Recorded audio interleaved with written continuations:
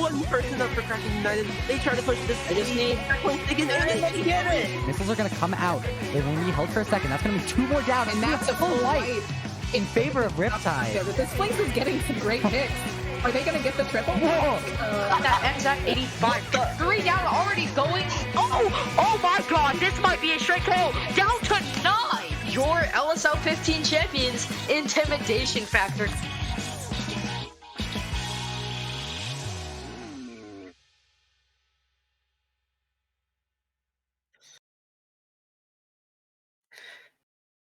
Hello everyone and welcome to LSL 16.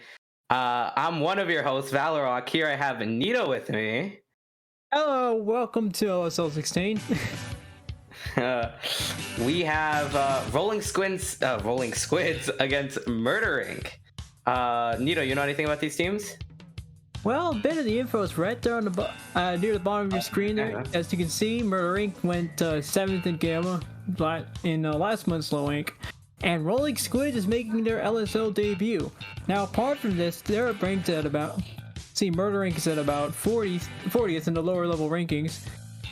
Rolling Squid's at 51. However, I do feel like Rolling Squids can give Murder Inc. a run for their money here. I completely agree. It seems like we're gonna have zones on Skipper Pavilion, Tower Control on Anchovy Games, and Clamblitz on Humpback Pump Track. These maps seem really good for each mode respectively, and I'm really excited to see what these teams pull out. Of course, now Zone Skipper, honestly, you may not see that often, but Zone Skipper is a really interesting map, especially with Zone, because the Zone is right there at the bottom of everything, really. So there are multiple ways to attack it. You can obviously go straight from your base, straight down the middle, or you can go down bottom mid, top mid, and take the zone from there. It opens up a lot of opportunities, and I can't wait to see what these teams have in store. I agree. I think that I want to see some good coordination here with the specials, because I feel like that's going to be where we really want to see how they turn out and push into the zone if they are getting locked out. Specifically, I'd like to see that Booyah Bomb, those bubbles, that launcher, if they have Suction Bomb launcher. Because, that'll be interesting seeing how these teams come back from a lockout. Yeah, now that you're talking about lockouts, it's really interesting to mention that. It would be really interesting to note that I think if we do see a lockout here, I'd like to see one of these teams running LDE just to make sure they can get some, making sure they can literally even get a last-ditch effort to hopefully turn things around. But again, as I said earlier, it's gonna be really interesting to watch. I've seen both teams play in these kinds of competitive low-level settings, and they're certainly going to put up quite a battle here. I agree. It seems like it's play all 3, so every game does matter.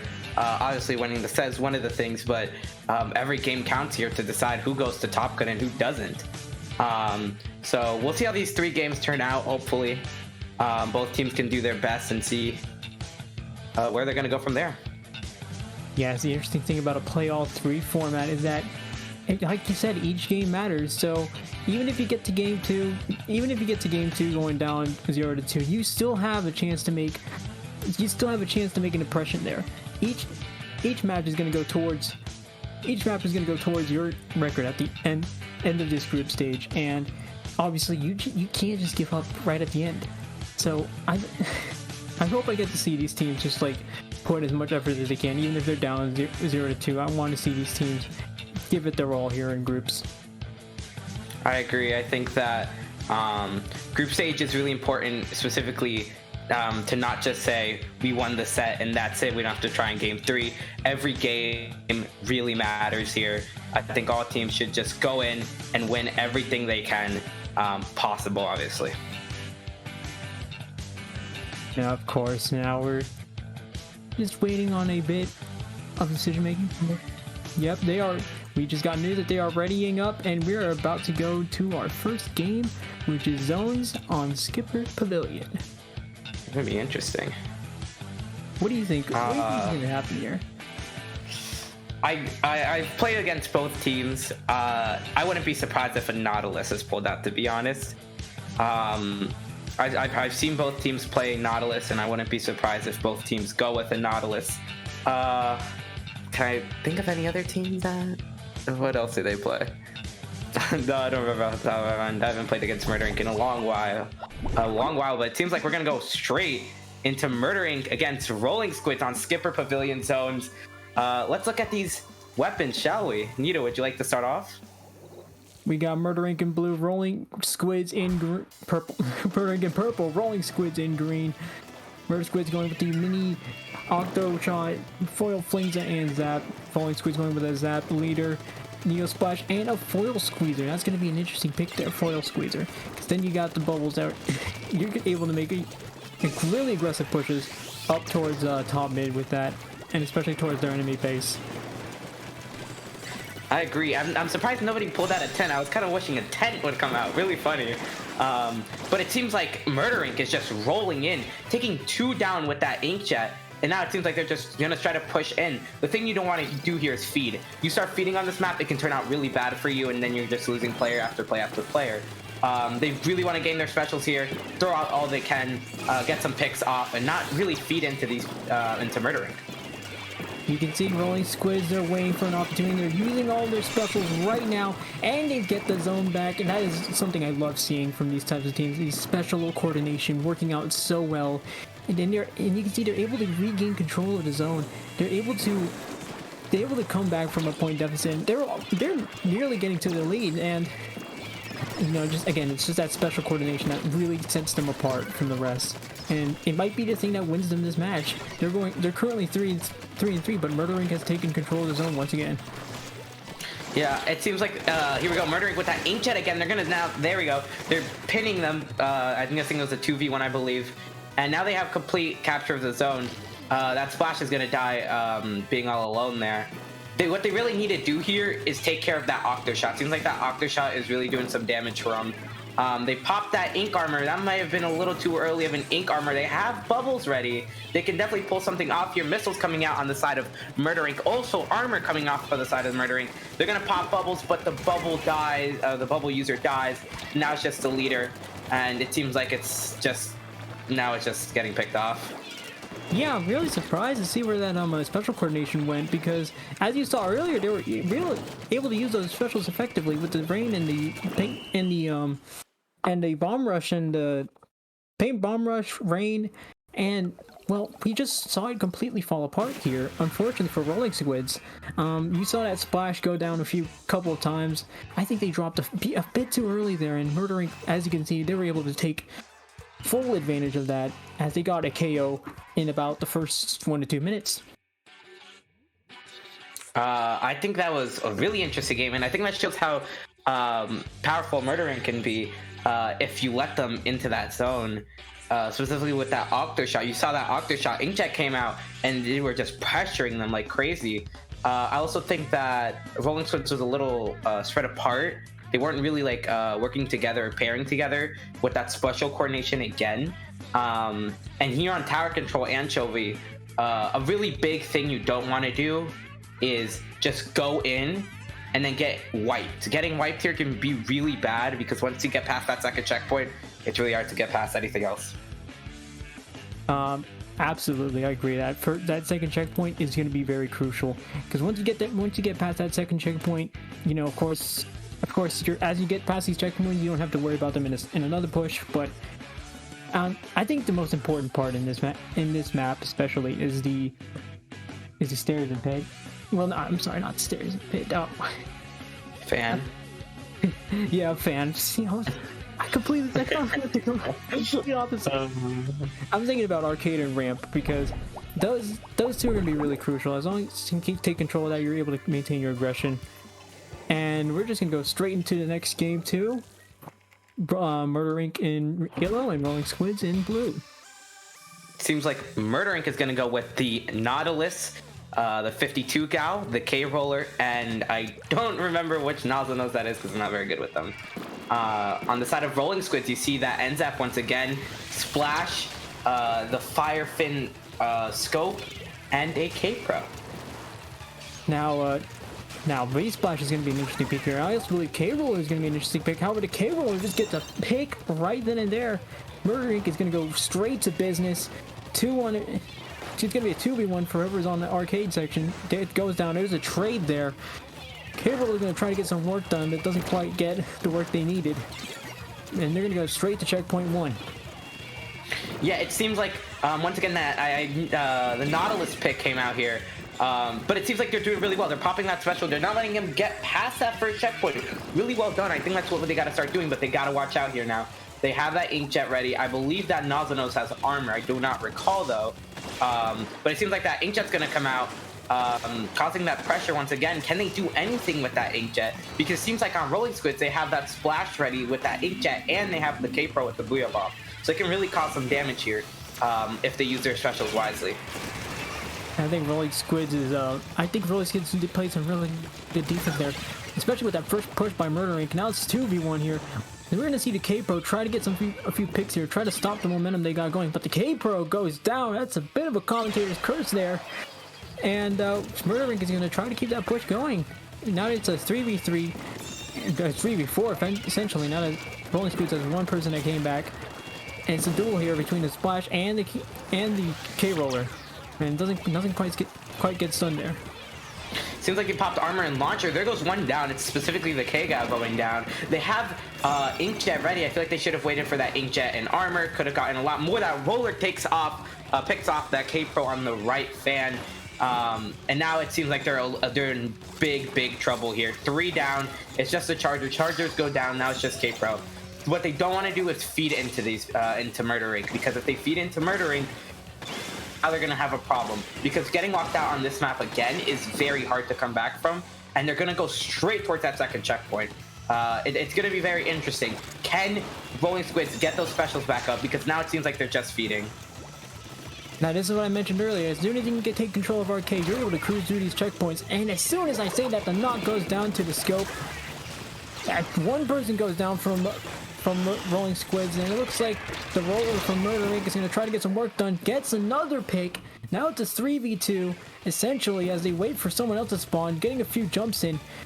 Well, it looks like Rolling Squids may have to. It's going to try to get some defense going. No, even though there's only 2 people down there on the ramp. The Booyah comes out from Murder Inc. Gets a Booyah in. Can they get any farther is the question. I believe they can. Oh, that Inkjet gets sniped. That was their one thing they needed to really continue the push. They're going to get past that second checkpoint, which is exactly what they wanted. Even if they go 3 down here, that second checkpoint was the most crucial thing they needed, and they got past it. Rolling Squids really needs to come back stronger here with all their specials, with everything basically, to really come back strong and work together here. Not play this very separated. Now, I'm hoping we were able to see that special coordination I saw earlier in the Skipper Zones match, because they have all 3 of them ready to go. They get a pick on Murder Inc. There goes Booyah. There goes the Inkjet. They seem to be using these effectively. They've got full control of arcade and ramp. Can they get to the second checkpoint is the question. But it looks like they're fighting a 4v3 here. One's hiding up there. They're going to pop the Booyah. They're going to throw it right at the tower. We're waiting for a decision. Throws it right towards the platform. K-Gal's trying to fight for their lives. They're trying to come up clutch. Doesn't quite get anywhere, but it's just 3v3 here. So it's going to slow down a bit momentum there.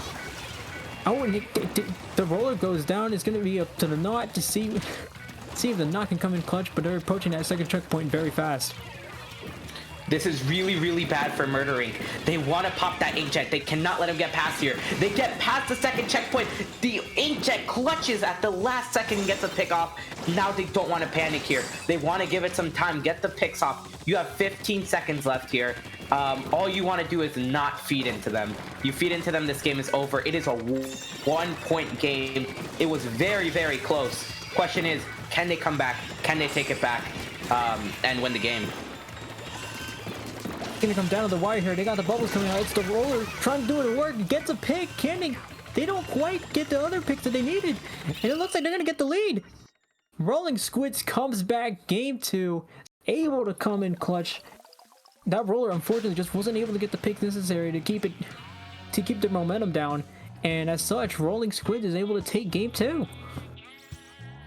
That was very good on the side of Rolling Squids. Coordination, right on point. That's exactly what they needed. It seems like they have the specials to go with it. They just need the coordination together, and they have such a strong push, like we just saw on Anchovy, which, by all means, Murder Inc. did not play bad. They tried their best. They just couldn't get out of that lockout position. They couldn't stop Rolling Squids from coming back in. I know Murder Inc. had that inkjet. I feel like if they popped that inkjet a little bit earlier, maybe they would have had the chance on not letting them get past that checkpoint, which would have been crucial.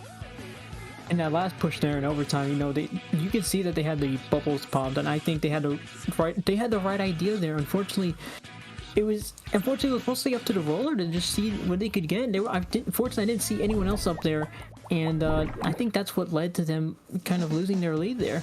Well, regardless, we're gonna head into Game 3 now. Clam Blitz on Humpback. This is gonna be an interesting map to watch. It's gonna be Murder Inc. in green and Rolling Squids in purple. All right, let's get straight into these weapons. We have a K-Rapid on the side of Murder Inc., a Octo Shot, a K-Roller, and an NZAP. I don't think that it's a backlineless comp. Most range I believe they have is a K-Rapid. On the side of Rolling Squids, you have that NZAP, the X-Blow, the Splash, and a Nozzle Nose. I'm surprised I don't see a Booyah here. This is a really effective map for Booyah, and I think in most modes, especially in Clam Blitz, a Booyah here would be most effective. Their roller is going down to what seemed to be a 3v1. I don't know if the roller should have been taking those kinds of chances, but it looks like the Inkjet's going to try to get some work done. Another Inkjet comes out from the side of Rolling Squids. However, that one of them goes down, and it looks like it's going to be a 4v3 here. They're trying to win this neutral battle. One of them goes down, and it looks like it's still all about this neutral battle. Let's see who wins it. I think that Bubbles... Oh, well, I was going to say something, but nah, it seems like they're going to try to go for a push. Baller comes out. They had Bubbles. They're going to pop that Baller. Question is, can they pick off the players on Murder Inc. that are on their side to get the ball? They're so close. They're going to grab it. They're going to throw it, but that's going to be almost the entire team of Murder Inc. It's just the roller. Roller gets 2 points in, and Murder Inc. is completely out. Don't know if that was what they wanted there. Gave them a pity, but now it seems like Rolling Squids has a 100% chance of taking map control here and starting their own push. They have 16 clams, can definitely do it. They need one more clams from the NZAP. The NZAP sees that clam, but they're not going to let him get through. Now they're going to let him get through. They're going to pop that baller most likely, or not. It seems like they're not going to pop that baller. It seems like Expo is just going to hold on to it. There's the baller. They take lead, but they're 2 down. How many points can they get in? And no, that answers my question. You know what they said? You know what? We're going to answer that question for you right here and now. You know what? I might as well give you a response right here. But it looks like Rolling Squids were able to take that push. I think they were able to use their specials a bit more effectively than Murder Inc. were able to, because, saw with Murder Inc. they kind of used their bubbles. I believe was a little too early. And I think the use of Rolling Squids specials here, I think they're starting to pick up on that special coordination. They're starting to pick up that that's exactly what they need to succeed here. And as soon as I say that, one member of Rolling Squids goes down, a member of Murder Inc. goes down, 2 members of Rolling Squids go down, and it looks like they've got 2 super clams in, and they have taken the lead. They have a 100% chance of taking that pity. It seems like that's exactly what they're going to do. They're going to jump in, but they need to stall time. They stall time. Can they get it in? They get it in. They literally need 3 more clams, I believe, to win that game, but they're all down for Rolling Squids. Very bad place they want to be in. I think they just kept jumping in, getting picked off. Didn't work out for them at the end, but they do have enough clams. They also picked up that pity, surprisingly.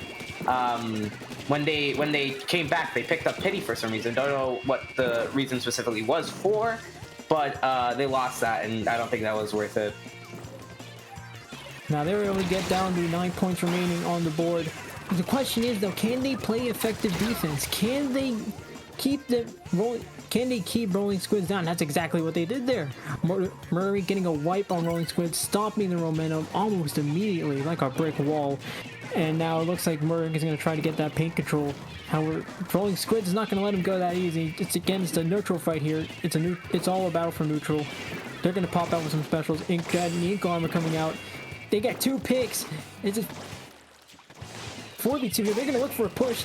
They're going to look for an opportunity. It's now a 4v1. Down there, Inkjet is going to try to come in clutch, and it looks like they just might. They get 2 picks, they get 2.5 with that assist, and essentially Murdering was only able to score 1 point there. I think that was, 1 point, but there goes that entire penalty. That's definitely going to give them a good chance. Yeah, one clam and a few other clams can definitely get you the win here. The thing for Murdering is they're not keeping that special coordination. They're kind of just going into these fights and not getting anything out of it. And if they continue to do that, they're going to continue losing. So this is why we want Rolling Squids to take everything to get as much clams, get all those specials, and they're going to go in right now. They pop the ball, they pop the suction bomb water. This chance, there's 1 down. Bubbles come out on the side of Murdering, but Murdering easily deals with them. And now they are almost wiped. Well, it's a delayed one.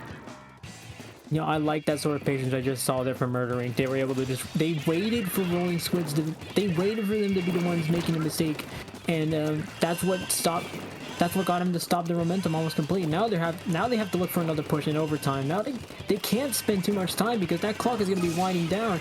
It's not going to afford them that much time, especially with a deficit like that. Their Inkjet is coming out, gets a pick on Rolling Squids. Can he get another? Gets another pick. Now it's a 2. And that, you know what, it's all over. The game said, you know what, I'm not gonna let you talk anymore. We're just gonna cut it off right here. We're just gonna give Murdering to win. Murdering taking the dub here for Rolling Squids. A lot of work. They did well, specifically on that tower game as well. No doubt they have a good chance. Murdering taking the dub though.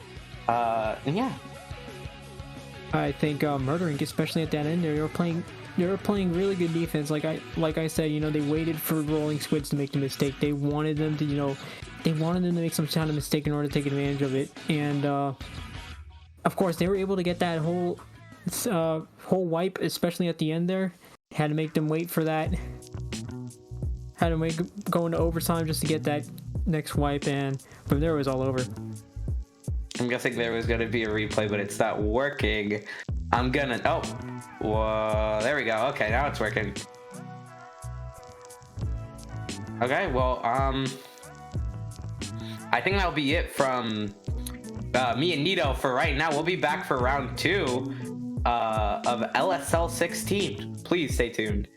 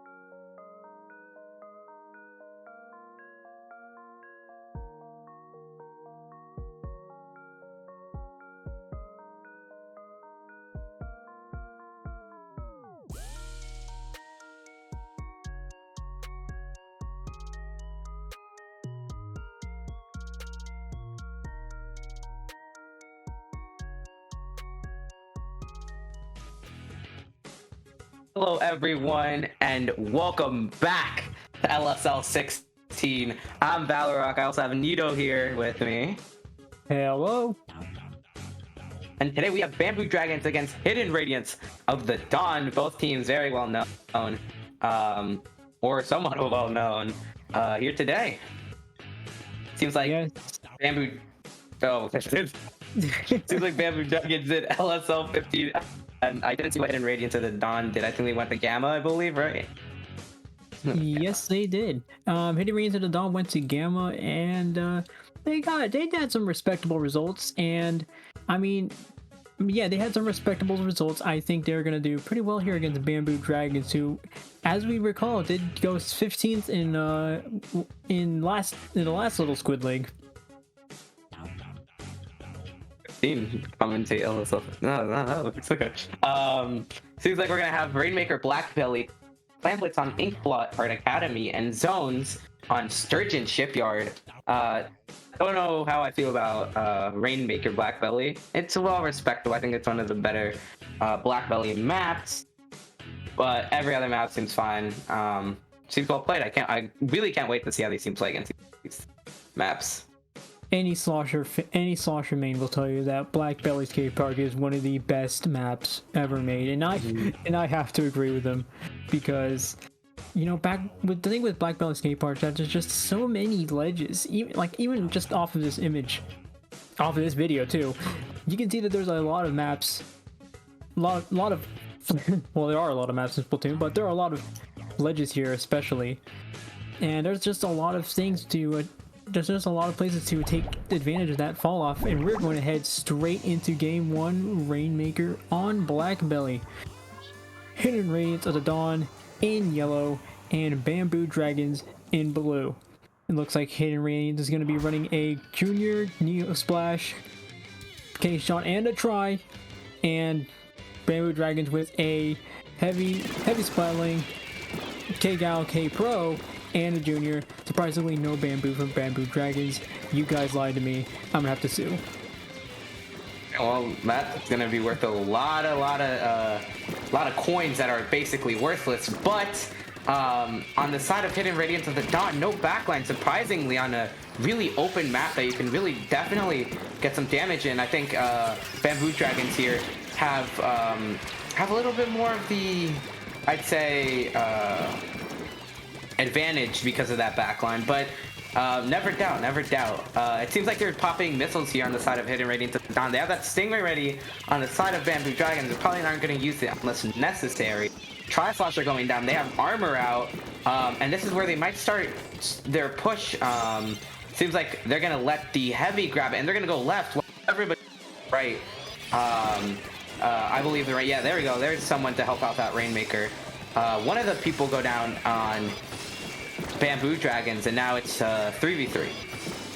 Yeah, I think Bamboo Dragons got a little too eager there, but fortunately they were able to get it together. They got their players back in, and they're able to go up to about 54 points remaining. But it looks like they're gonna have a bit of trouble earning those extra points. And never mind. As soon as they say that, Splash goes down, and it looks like they're gonna go up to 31 remaining. Can they get a few more points on the board? Nope. Looks like it's gonna be it for their push.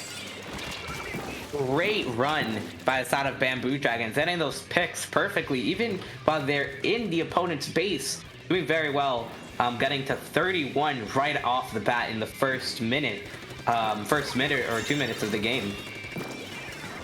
Yeah, so it looks like Hidden Radiance of the Dawn is getting ready to reply with their own attack.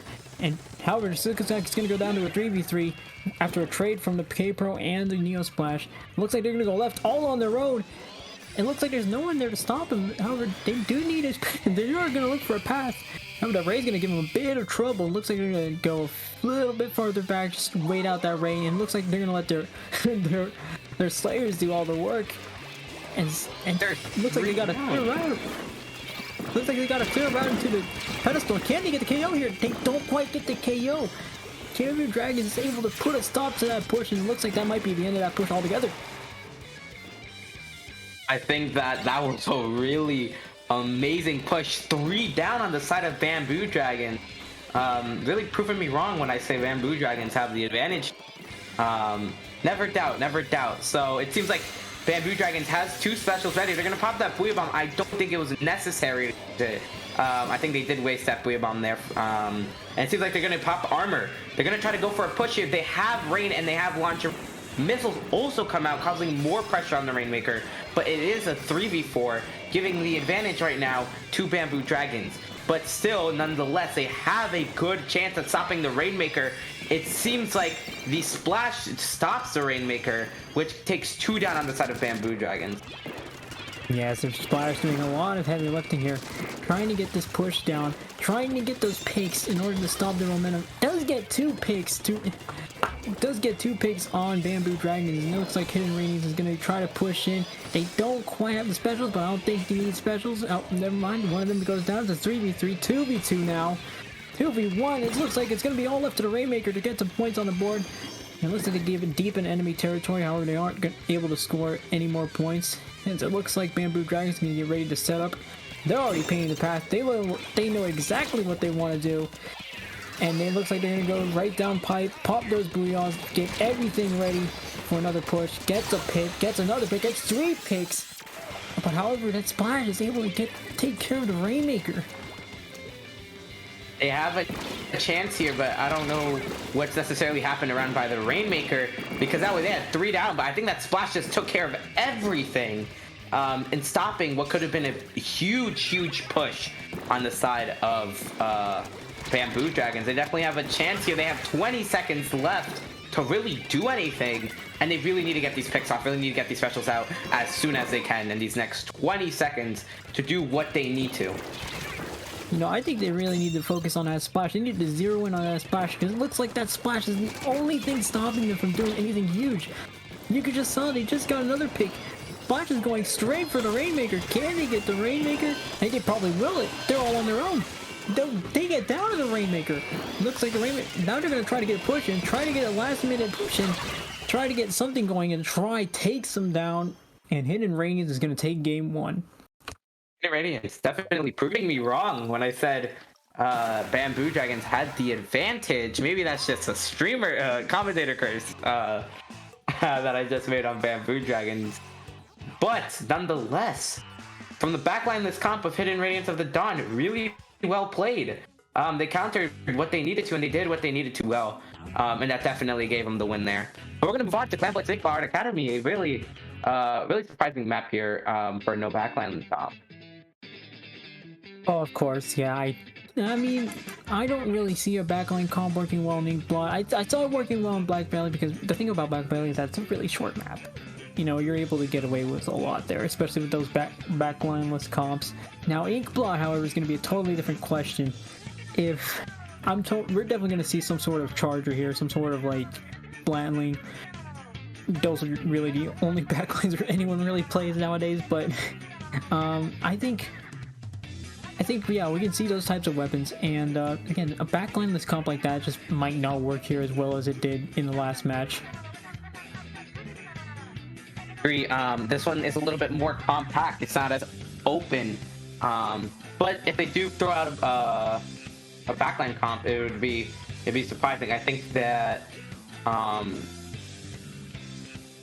honestly anything that can really get a map control worked here. Map control is going to be very crucial on this map, specifically on this map and mode on Clanblitz. You really want map control to take the game. But once again, it is a play all 3, so even one loss still means you're really still into this. You're still really in the game. Sorry. Oh, good. And like, as on the topic of control, you know, the best thing you want to do here is take control of that, take control of your opponent's plat, take control of your opponent's bats too. And as soon as you get control of that, you're basically looking at okay, at this point, we just need to wait for them to make the mistake. We need to wait for them to drop, because then we can take advantage of that easily. And as soon as you take control of plat and bats, and you're taking control of all the drops, you're making every stop just to make sure you get those mistakes down. You can get in as many claims as you want, and again, those 2 points are very crucial in this game. I think as soon as you got that, as soon as you got those lockdowns, you got them down pat, you've got taking total control of this game. I think that that is also true. I think another point that really works here is not feeding, because once you start feeding, really when they're causing a push and they're trying to lock you out, if you start feeding into them, you're not gonna come back, and they can continue and could really do some serious amount of damage. But it seems like we're gonna go straight into this map and mode on Inkblot Art Academy. Clan Blitz Hidden Radiance of the Dawn against Bamboo Dragons 1-0.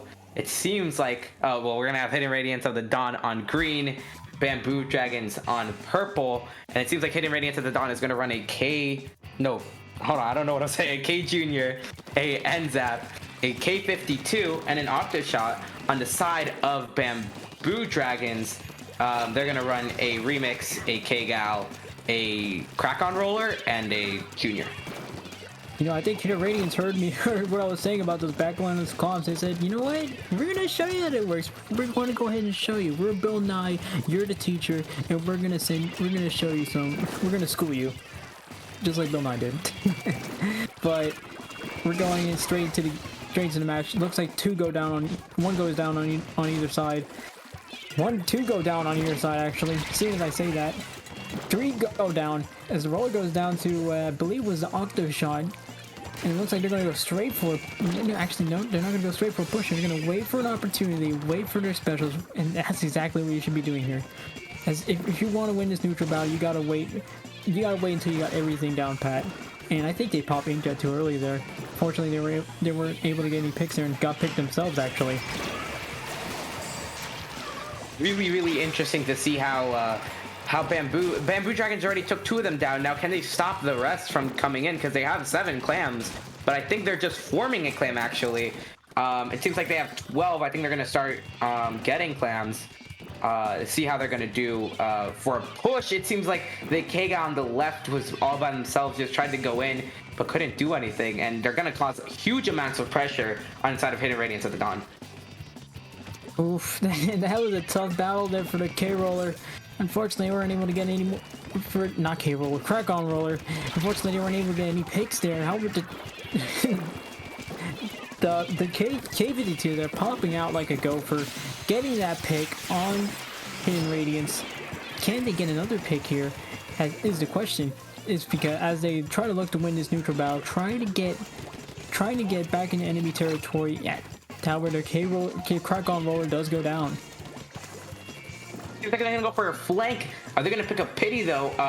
They definitely could. Do they still have pity? I don't know if they do have pity or not, but they definitely can still go for a push. They need clams though. The bad thing is if they're gonna jump back. They're gonna pass some clams. They have to do it now, or else Hidden Radiance is gonna know they're throwing clams. But Hidden Radiance gonna take the one down there. They're gonna start going for a push here. Nobody noticed that flank on the side of Hidden Radiance of the Dawn. Someone's just looking at their map. They would have seen. That was a really sneaky move there by Bamboo Dragons, and they were able to really profit off of that pick, off of that flank there, going down to point remaining.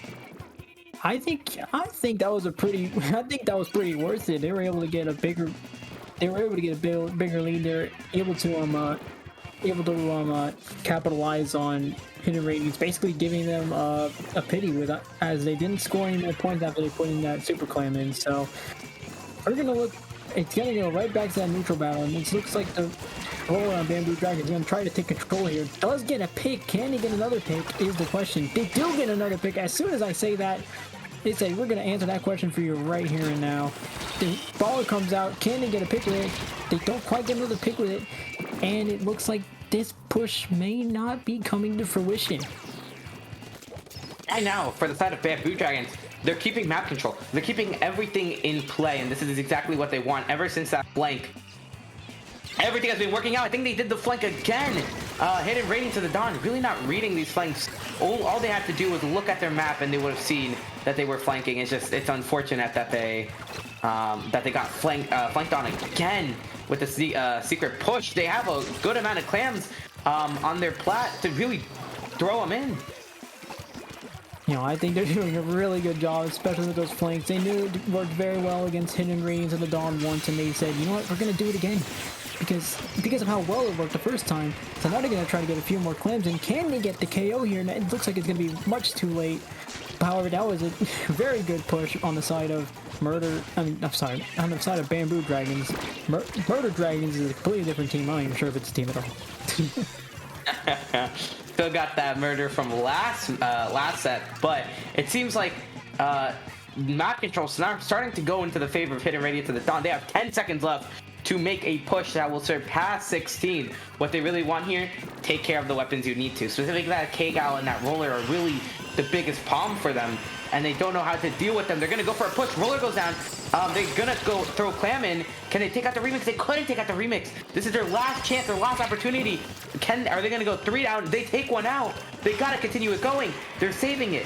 They have a chance. It is not over just yet. They keep throwing in clams, but that's 3 down, and all it is a K-Gal. K-Gal is just book it. He has to run through, get past everything, and I don't think that's happening.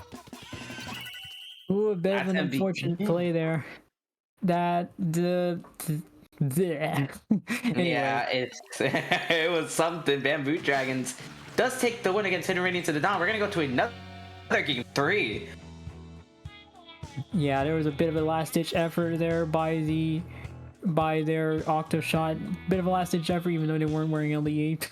But it was a bit of a try. They were trying to go for a clutch play there, and I could tell they were trying to go for that heavy specifically after they threw the bamboo, but fortunately it just wasn't able to come to fruition. And especially with those pushes that Bamboo Dragons made with those flanks, with those moments where they just caught them by surprise, and unfortunately Hidden Radiance wasn't able to do anything against those kinds of pitches. I think that the biggest thing on that map as well was that they had huge amounts of map control. Like Hidden Radiance of the Dawn stopped them the first time, but they had so much map control they just went and did it again, and they got the points in that they needed. When they went all the way to 16, Hidden Radiance of the Dawn, it was really hard for them to come back after they were 2 down. It was kind of the Aqua Shot trying to keep it alive, and well, at the end of the day, it seemed like they couldn't. And there were some points when I saw that the whole map, almost nearly the whole map, was painted with the color of Bamboo Dragons. You know, they say 70% of the earth is covered in water, the rest is covered with the paint from Bamboo Dragons. That makes a lot of sense, and see, that's why I had a lot of map control and a lot of control over that game in general. And I'm really excited to see what they can do here on Zone Sturgeon. They showed us that they can lock out and they can do what they need to. Question is, how long can they do it on this map? So it's zoned, so it doesn't tick down as fast, but the longer the match goes on, the faster the timer on the zone goes out. So I think it's going to be very interesting to see, can Bamboo Dragons pull off something they did last time, or are they just going to go straight down how they did on Rainmaker? Now, Sturgeon is one of those lockout maps. What that means is that once a team gets control of once a team gets past mid, they're still able to lock things down from anywhere on the enemy territory, and that's basically game over. So that's one of the crucial points to make, because as soon as they get that lockout, it's very difficult for your opponent to just come back in and be able to retake control of the game. And it looks like we're gonna go ahead straight into games 3 now. The Splat Zones on Sturgeon Shipyard. Hidden Radiance of the Dawn in green and Bamboo Dragons in the pink. And it looks like Hidden Radiance is going to be running a Junior, V-Slosher, K-Shot, and Neo Splash with and Bamboo Dragons running heavy remix, K-Pro, K-Gal, and Junior. Forgot my lines there. That's fine. Don't worry. It seems like both teams pop armor very early on, which is good, but that now means 2 down on the side of Hidden Radiance of the Dawn, but they still take zone. Surprisingly, it seemed like Bamboo Dragons didn't go for a zone and they kind of just stalled and let go. Oh, there was a little bit of lag. Was that just me, maybe? I don't know.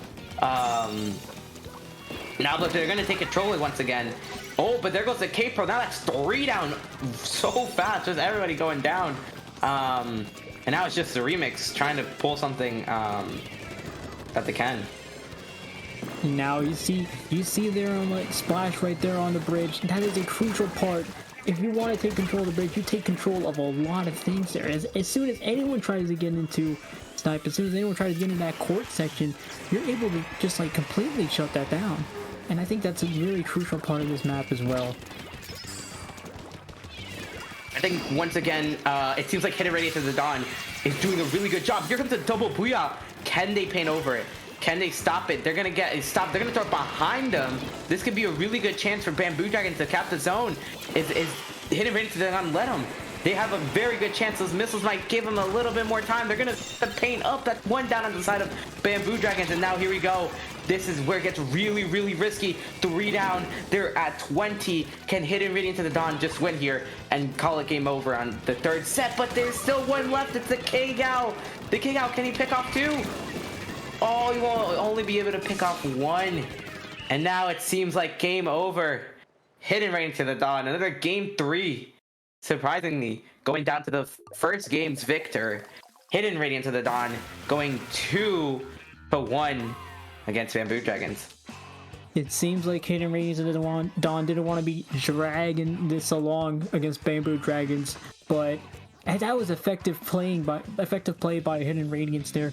You know, as soon as they were able to get control, again, I said this was a lockout stage, and I suppose I was right, because they were able to take control. They were able to take control of whatever mistakes they made. They were able to take advantage of them, and as soon as Bamboo Dragons thought they were able to come back with those booyahs, they were able to shut down and push effectively. They were able to paint over that booyah, and they were able to take control of zone and just win it from there.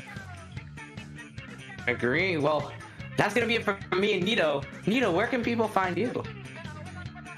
Well, there's a little Twitter handle right there. It's Nito Unused. I'm also on twitch.tv on Nito Splat. Where can we find you, Val? Well, you can find me on Twitter at TTV Valorock with 2 Ks at the end. On all caps. You can also, I'm gonna give a quick shout out to the Popcast tomorrow at 12 p.m. Hopefully Popgun does it at 12 p.m. You can go watch the Popcast. Popgun will for sure be talking about LSL 16. But yeah, that'll be it from us. We thank you for watching, and we'll be back with round 3.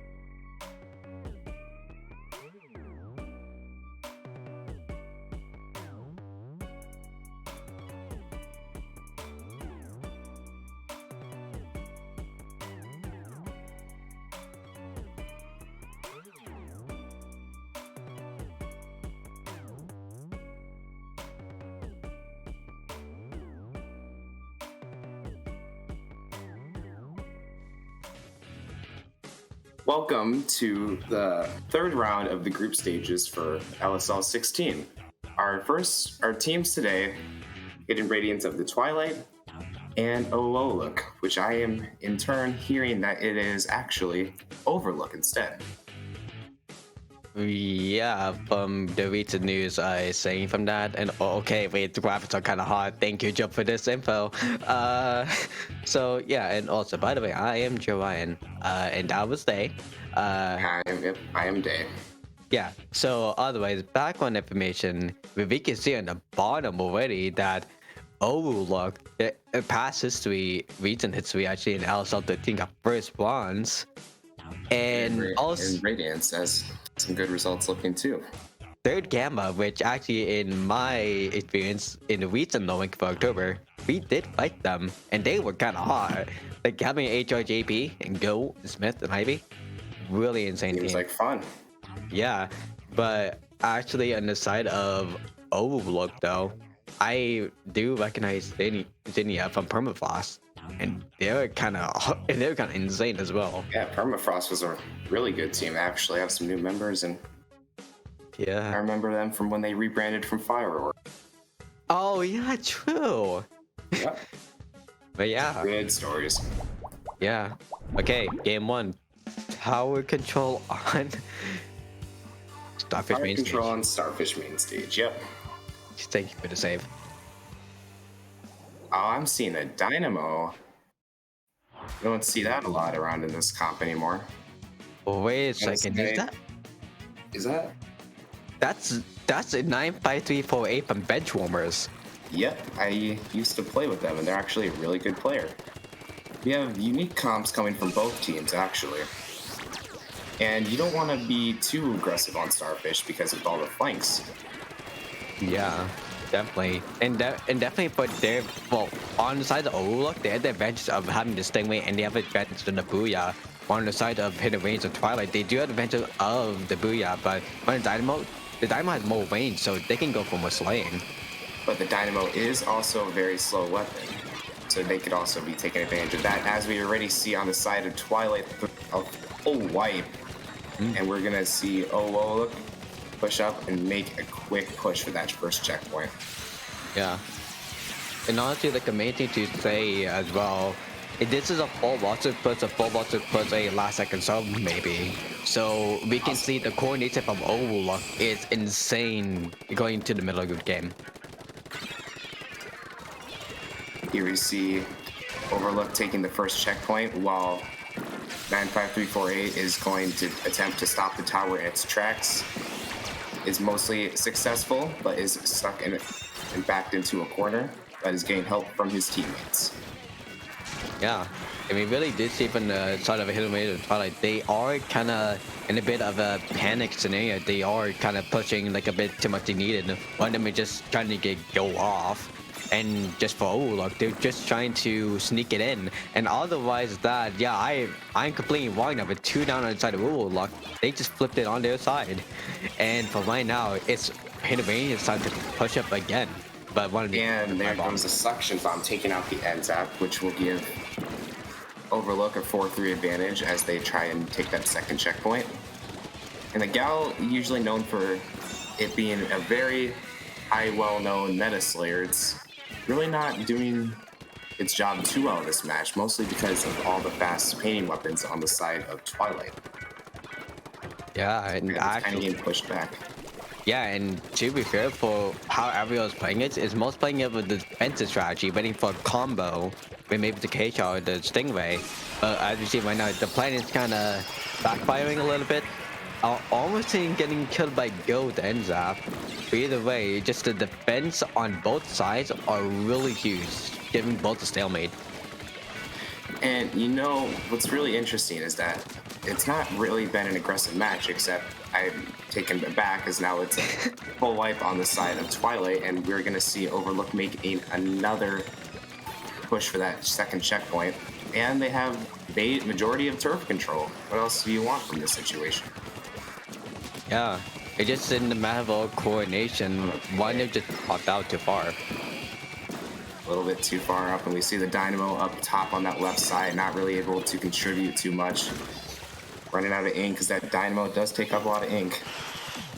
In there, and we see Overlook taking that second checkpoint, and they are making a serious bid to get some more points, but opting not to, as we see a pick from the K shot. Lucas, and we see 2 down on the side of Twilight, 3 down on the side of Twilight. It's now 2-1 in favor of Overlook. This is the issue about the map. Once you get past the second checkpoint, basically all you can go is all the way to the final one. If you no one can get to to the the far choke. for that end zap, and then the last 2 on Overlook wisely decide to back up and keep control of mid as they still have it. The K shot jumping out to further ensure that. That was so close to get killed from the K on the K It was on a the side close of KO, the Indians. Well, Staying alive is more important usually than getting points. They're right, Yeah. and Twilight's definitely running out of time. They only have a minute left to make their statement, and they can't really do that with 1 person down. Although, as I say that, Twilight also has 1 down, and Dynamo goes down to that Booyah Bomb, which is a pain which shows that its lack of mobility doesn't really help it in most situations. yeah, but to be fair, like what we're saying right now is the Overlook is having the more aggressive kind of pushes on the side of Hidden Range and Twilight. They're just having more of a defensive, like stalemate kind of scenario. They're waiting for a perfect pick, and actually And we're not seeing like able don't to jump out. And what we're Yeah. seeing now is that Jet Squelcher saving its Stingray as it normally would for the end of matches. And I would be thinking that Twilight would try and make a last-ditch push, but they're not really going to be able to do that with 2 down. And game number 1 will be going to Overlook. Yeah, here's the scenario that we have. Like, here is that for Hidden Waves of Twilight, like they had a strong start, but at the end they really just choked hard, all because they were playing the more defensive kind of comp. The Dynamo, like to be main sure in the TDS as well, it kind of was a weird pick that they could have done. Like really, for Overlook, we saw Lucas have a 13 KA right there. So he was having a breeze with a lot of sneaks and basically just having it going into a 3v1 or like going to a 1v3 scenario for the other team. What I see is that Dynamo, as someone who plays it, you really have to get around a lot of paint with it. You need a lot of pain weapons, and that kind of it wasn't able to contribute much, mostly because there wasn't a lot of paint around. Yeah. Basically in that, for the comp of Hidden Waves and Twilight, they shouldn't play Dynamo. It really You really counters. you really don't see a lot of Dynamo anymore in this meta because it's dominated by shooters. Yeah, and basically like how the playstyle of OU is looking, yeah, it's basically kind of impossible to foul it unless the other players on the team gets the kills of Overlook that the Dynamo would need. And definitely in Waymaker, yeah, no Dynamo, please. It would be a Stingray. It would be a Stingray Dynamo. If anything, it would be. I would like to see another Jet Sculpture on the side of Overlook because that's what it's similar. Well, not really similar, but a faster play style than Tower Control. And I feel like we'll be seeing a lot more raids from both teams. Yeah, But we'll see. it would be funny if someone just wipes in the first 30 seconds and then they just score in the first 30 Well, seconds. yeah, that is sometimes how Rainmaker works. That did happen in the last LSL. So we Honestly, might see it again. Man, I want to see where these two teams would push up because sometimes the push that most people attempt to go for is that left side push, or in the street. The street is the most safe option. The far left See, is Flings and suicide. Charger on both teams. Missile spam. Or not Charger on, or not Flings on both teams, but Flings on one team, and we see a Firefin Charger. Not really a common pick for Rainmaker. That's the bomb though, so they're going to try to go for more paint. The pop on the Rainmaker and turf control would be great on that. Yeah, but they're going for more paint rather than more kills, rather than more like events of a Stingray, which is kind of new that we don't see. And Goat having to back up, spotted out by that Charger. One down on the side of Overlook as they're fighting for that mid control. Lucas not being spotted out. being taken out though as soon as that charger notices, he's a dead man. And they're going for it. They're going, yeah. They're literally going for it. Okay, that's a good push, but it results in a 3-down situation for Twilight, but a really good push to start off with. And this charger just needs to get out of there, but is unable to. The charger was going to go for the fight, but really wasn't worth it. He might just wanted to go back to Bomb rush a little too late, yeah. Yeah, but for right now, we do see the overlook is actually just fighting for that control. They have all 4 of their specials. Let's see how they counteract. If they choke it, the big thing that should work is armor first, then missile, then booyah, then stingray, and they could just go see the straight things on that top right causing as much distraction as it can, but it goes down to 2 members of Overlook, and we're seeing a booyah bomb, and we're seeing the missiles come out. We're seeing every single special but that stingray so far. Yeah, and really didn't contribute to anything. That's mostly what they commented they wanted to go for, but they wanted to get 1 pick before they put because of this scenario. The end up was super weak, and same with the pro, super weak as well. A bad situation between all those specials. We see 2 down on the side of Twilight. They're going for that left side push, but there's a charger. That charger sees him, but is not able to get the pick, and they're going to get some major points off this before Goat stops them in their tracks, leaving the lead in the hands of Twilight.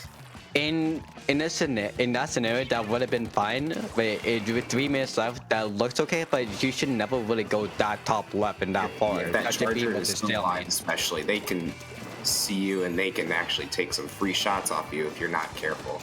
Yeah, but also it's more of a stalemate kind of path. So really, that gave like Kid Advance and Twilight a bit more breathing room to actually push up or even Lucas getting one pick, and he get the second. He does get the second, and a booyah bomb or a suction bomb taken out. That was a suction bomb kill. That was a suction bomb kill on the Flingza, and now we're seeing the right side push this time. Let's see if they get more points off this, but no, Goat's gonna stop that, and the lead's gonna stay in the hands of Twilight yet again with a well-timed defense. Three up on both teams.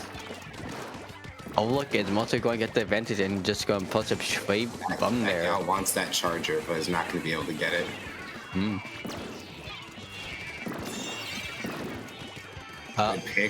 Good pick on the zap. Another good pick. Get that charger. With them going to watch behind you. Nope. What a small really good defense. Oh, it was there by Booyah Bomb too, and that's 3 down on the side of Overlook.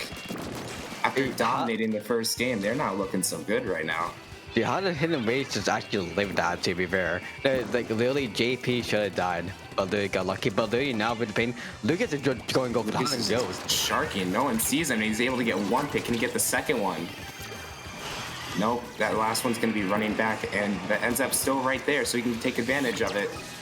He's really going to hunt and go, but at the same time, yeah, dude, don't off the Waymaker. I'm just thinking, right? And they get a lead off this. They need to go. They need to go now. So they did go though. And they do get the lead. And it's eventually taken out, and now that leaves a 3-down situation on both teams. The Charger and the K-Pro, the last one's alive. That Charger needs to get out of there. But the thing is, how the smooth transition of how Lily Donut hold the Stingray and then the armor, and was able to take that right drop. It's beautiful. Not only that, just he smoothly passed through. He would have died in that scenario. He was 1 hit. Oh yeah, if it wasn't for numbers advantage, yeah. No, not for number advantage. How he mechanically moved through that wall, that was insane. That was impressive. That was a big KO. Yeah, but basically, this is going to be a KO right now, to be fair. If they pop it and pick it up, they waited so long. They don't need to pick it up. They have 15 seconds left, and they have majority of turf control, so they just have to stall it for as long as they can. Are you saying that is eventually taken out? 2, that will leave 1 down, and they're just gonna run back with it. They're not gonna worry about pushing it anyway. And that's gonna be game 2 going to Overlook. And just to be sure, the last game was won by Overlook, right? Yes. Okay.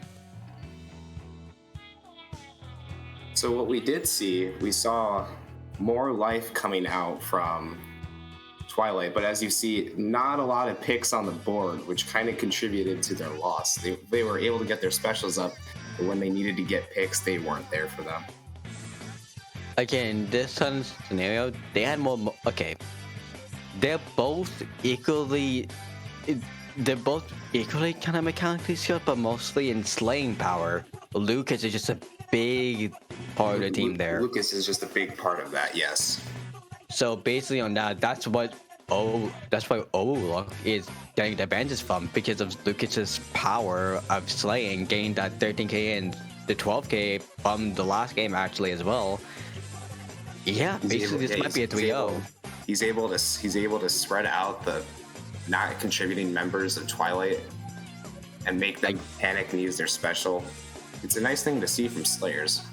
And again, this basically shows that for this, the slaying, again, the slaying power that everyone likes to see, just from what you just said, that gives them advantage to give more leg room, give more breathing room for the team, which actually we saw from Overlook. And because we're kind of seeing the comps of Overlook aren't necessarily fast-paced ones, except for his K-shot in that zap. What I do see is the zap painting a lot and the K-shot just benefiting off. What did Overlook play? I remember they had a charger, I believe dually sculptures, and zap. And I mean, that could be labeled as a fast comp necessarily. You might be talking about Hidden Village of Twilight. That was their comp. I might be. I don't exactly remember the comps off the top of my head now. but really for Overlook, they're having more of an aggro kind of comp really over Hidden Village of Twilight. Like, I feel like for 953, he might go back to Dynamo in this, but overall the comp is really slow because of the Dynamo. But overall, like the mechanical stuff for Hidden Variants, it's really the dualies need to do more work, to be fair, and because the ends up is just slaying off, but it should be the dually and ends up just slaying up together. That's really kind of. But what I'm curious to see is what we're seeing a bamboo. Oh no! Oh, okay, no, wait, no. Here's the reason. No. Here's the reason. Okay, so Hidden Village of Twilight has Bella, Bamboo, ends up in K-Roller, and on the side of Overlook, Triple Carbon, and Jerry Jr. I don't understand the meaning of this. What? Look at the score. It's 2-0 right now for Overlook, and Hidden Village. They're not even much to play for. Yeah, it just it's already 3 down. It's already 3 down on. They're just memeing. And we see one taken out. They get that clam in, but not much to show for it. It's only. Gets called out immediately. Three carbons in a junior is not really going to cut it too well, ain't it? It's just a meme, to be fair. Like, boy, 953 doing Bamboo. I think he does play Bamboo before, so that makes sense. Like, we still don't get picked there. But JP playing a Bella. That's Go playing Bella. I really think that you should pick ends I'm out. still a little off shaken by why 3 carbons was their choice. It doesn't matter anymore for them. It doesn't matter. It's so funny to see. Like, they're giving them the free play, but Overlook has won, so they don't care. They're just going for the lulz. And the comp that Twilight's running isn't really made to deal with it too well. I guess the Bamboo and the Roller are good enough choices, but no, the Bamboo and the Bella, the Roller and the Bella is a good pick for this. But really, what Hidden with the Top is like something like in 2.0. It's like the Bella update. That's no comp. Oh my goodness, dude. I don't know what to say. It just basically go along and just say that Hidden Village Twilight has a win here because they're going triple carbon and a junior. The junior's not armor spamming. Not getting up on that 1 carbon, but eventually he does get both of those picks. How did they do that? That's kind of nuts. And then taking out the roller. Basically, here come the bubbles. Are they really going to amount to anything? No, they won't. So close. Here come 2 clams on the side of Overlook, and they get the lead off that, but not much else to show for it, as there is only still 1 person alive and 2.5 minutes left. Actually, really close. I am dumbfounded, honestly. Oh, Skado. The dumbfounded is an oh. Honestly, I don't know why this is working.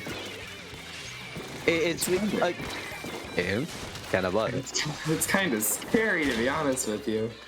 Yeah, welcome to JP comps. But mainly like no kidding. And Yeah. you see the clam coming in from Twilight, but again, not much else to show for it. But if the roller can get the clams and the tent behind it, no one's getting clams in, and Overlook's keeping that lead. You do see 2 picks coming off the side of that bamboo, and 3 before that trade happens, leaving the roller and another carbon alive. yo, you're not effective with the bamboo, kind of hot. But really, literally having a 10K, that's kind of hot. Look at the junior on the side of Overlook. 12. Okay, the 5 Maybe years this I've could be some from the armors. The carbons aren't really contributing too much, and that's what I find the funny part, honestly. Oh yeah, true. 10K, oh my gosh. Well, okay, really? Okay, Twilight is not gonna get that clam off yet. The defense, even with this meme comp, is working. Again, the junior is still popping off because of it. Junior is just being the backbone of this team, and honestly, I wouldn't be surprised if we see comps like this in Top Cut. Well, mostly not the triple carbon. Hopefully not the triple carbon, because that's one of the weirdest things I'm ever going to see. But really, but mainly just for right now that Donut, like playing junior. Oh, go! Oh, no, it was so close. Go! No, he was stuck in that corner. He had to show up as well. other. But literally, for right now, yeah, the triple carbon plus junior comp. Triple carbon is The working. junior is badly spamming almost to 7 now, so which is good. Literally, I think what's happening is the carbon is baiting everyone to the junior, and the junior is just getting killed automatically just like that. So that's why they're getting AKA. Carbons are picked for the carbons essentially get easy picks from this. Yeah, that's second as well. 11, 19, 12, 9. But the bamboo has 16. We're not really, but there's 10 seconds left, and Overlook might have time to play defense for one more time. They need We don't see a clam power now. clam. We don't see a power They have clam one. on Twilight, and now we do. Let's see, can this triple carbon comp work? That's to play defense? That's 2 comes down. Wait, it's Shiro. It's still alive. striking. Oh, And they got the do clam in get the last the second. clam, and they do Oh. get a game. But I am surprised that almost worked out in their favor. This set will go 2-1 in the favor of Overlook. The meme comp though. It kind Meme of comp almost worked. it's kind of just 21 on the junior. The donut on that junior, 21 KA. Might be Yo. a junior, but they were holding their own. At Vanilla Juniors on Twitter. Let's go. It can join the junior. Vanilla thing. Juniors on Twitter. Yo, let's go. Adding to the whole junior comp. Don't have to play junior. But yeah, like otherwise for that, yeah, we basically in that as well. It does show that the aggressive comp of Overlook doesn't strain on what weapon they play. They can play Slayer anytime, so they can are. play Slayer. It can, in that junior was essentially why the carbons are able to get so much paint, because the junior can paint really well and give the carbon something to work with. Yeah, so again, in either way, it doesn't matter what comp they play, Overlook has a chance to win. Even if it's a main comp, Apparently, as they we've still win. seen, yeah, it's worked. Yeah, it just, for Hillary and Twilight, that was a really unorthodox comp for them. But it still worked out well for 953, which was basically kind of the scary without being the third sub, like being the sub player. But really, it worked out pretty well with the bamboo. Really well. They should play that more, to be fair. They really should play that more. Yeah. Good replays. Yeah, Lucas was pretty much the star of this set the entire time. Yeah, until the end. All right.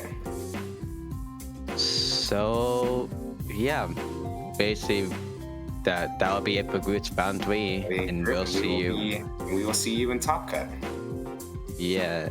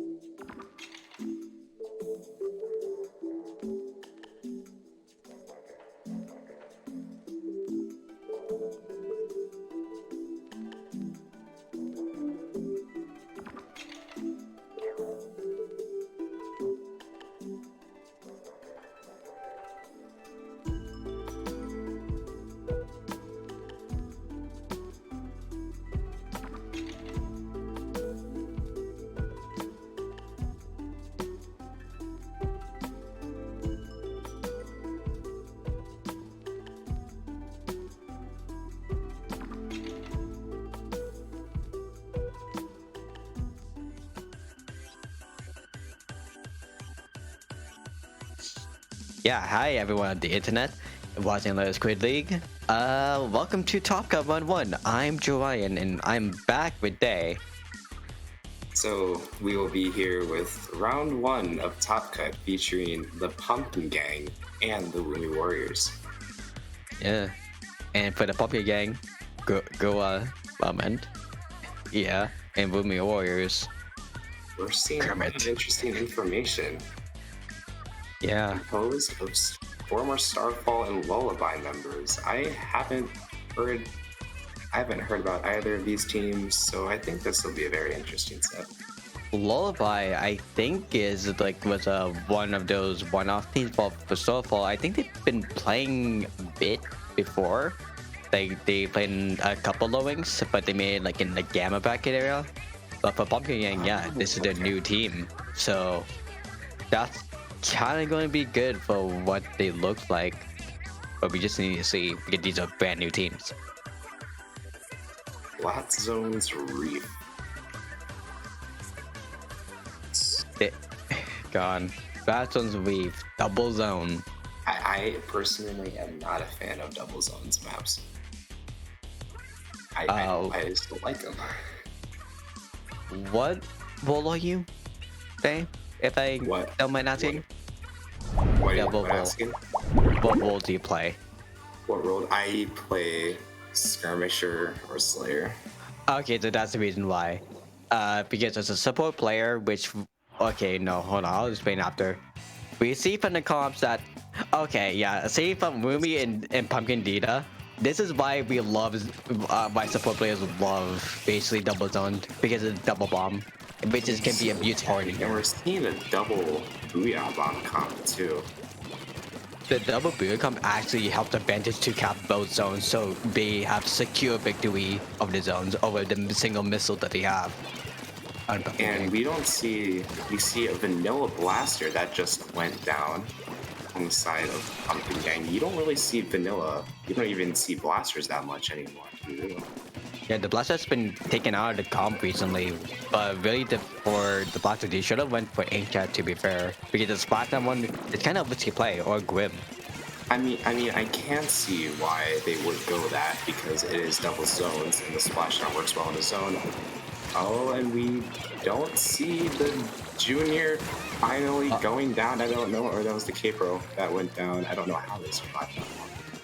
Yeah, it's kind of weird. Really, just as you said about Splashdown, the VDC that go pretty well and help support on the right side of the zone, and now the defensive Pumpkin got their own zone as well. Unfortunately, and we do see 3 down on the side of Roomy Warriors after those bubbles really did a number on them.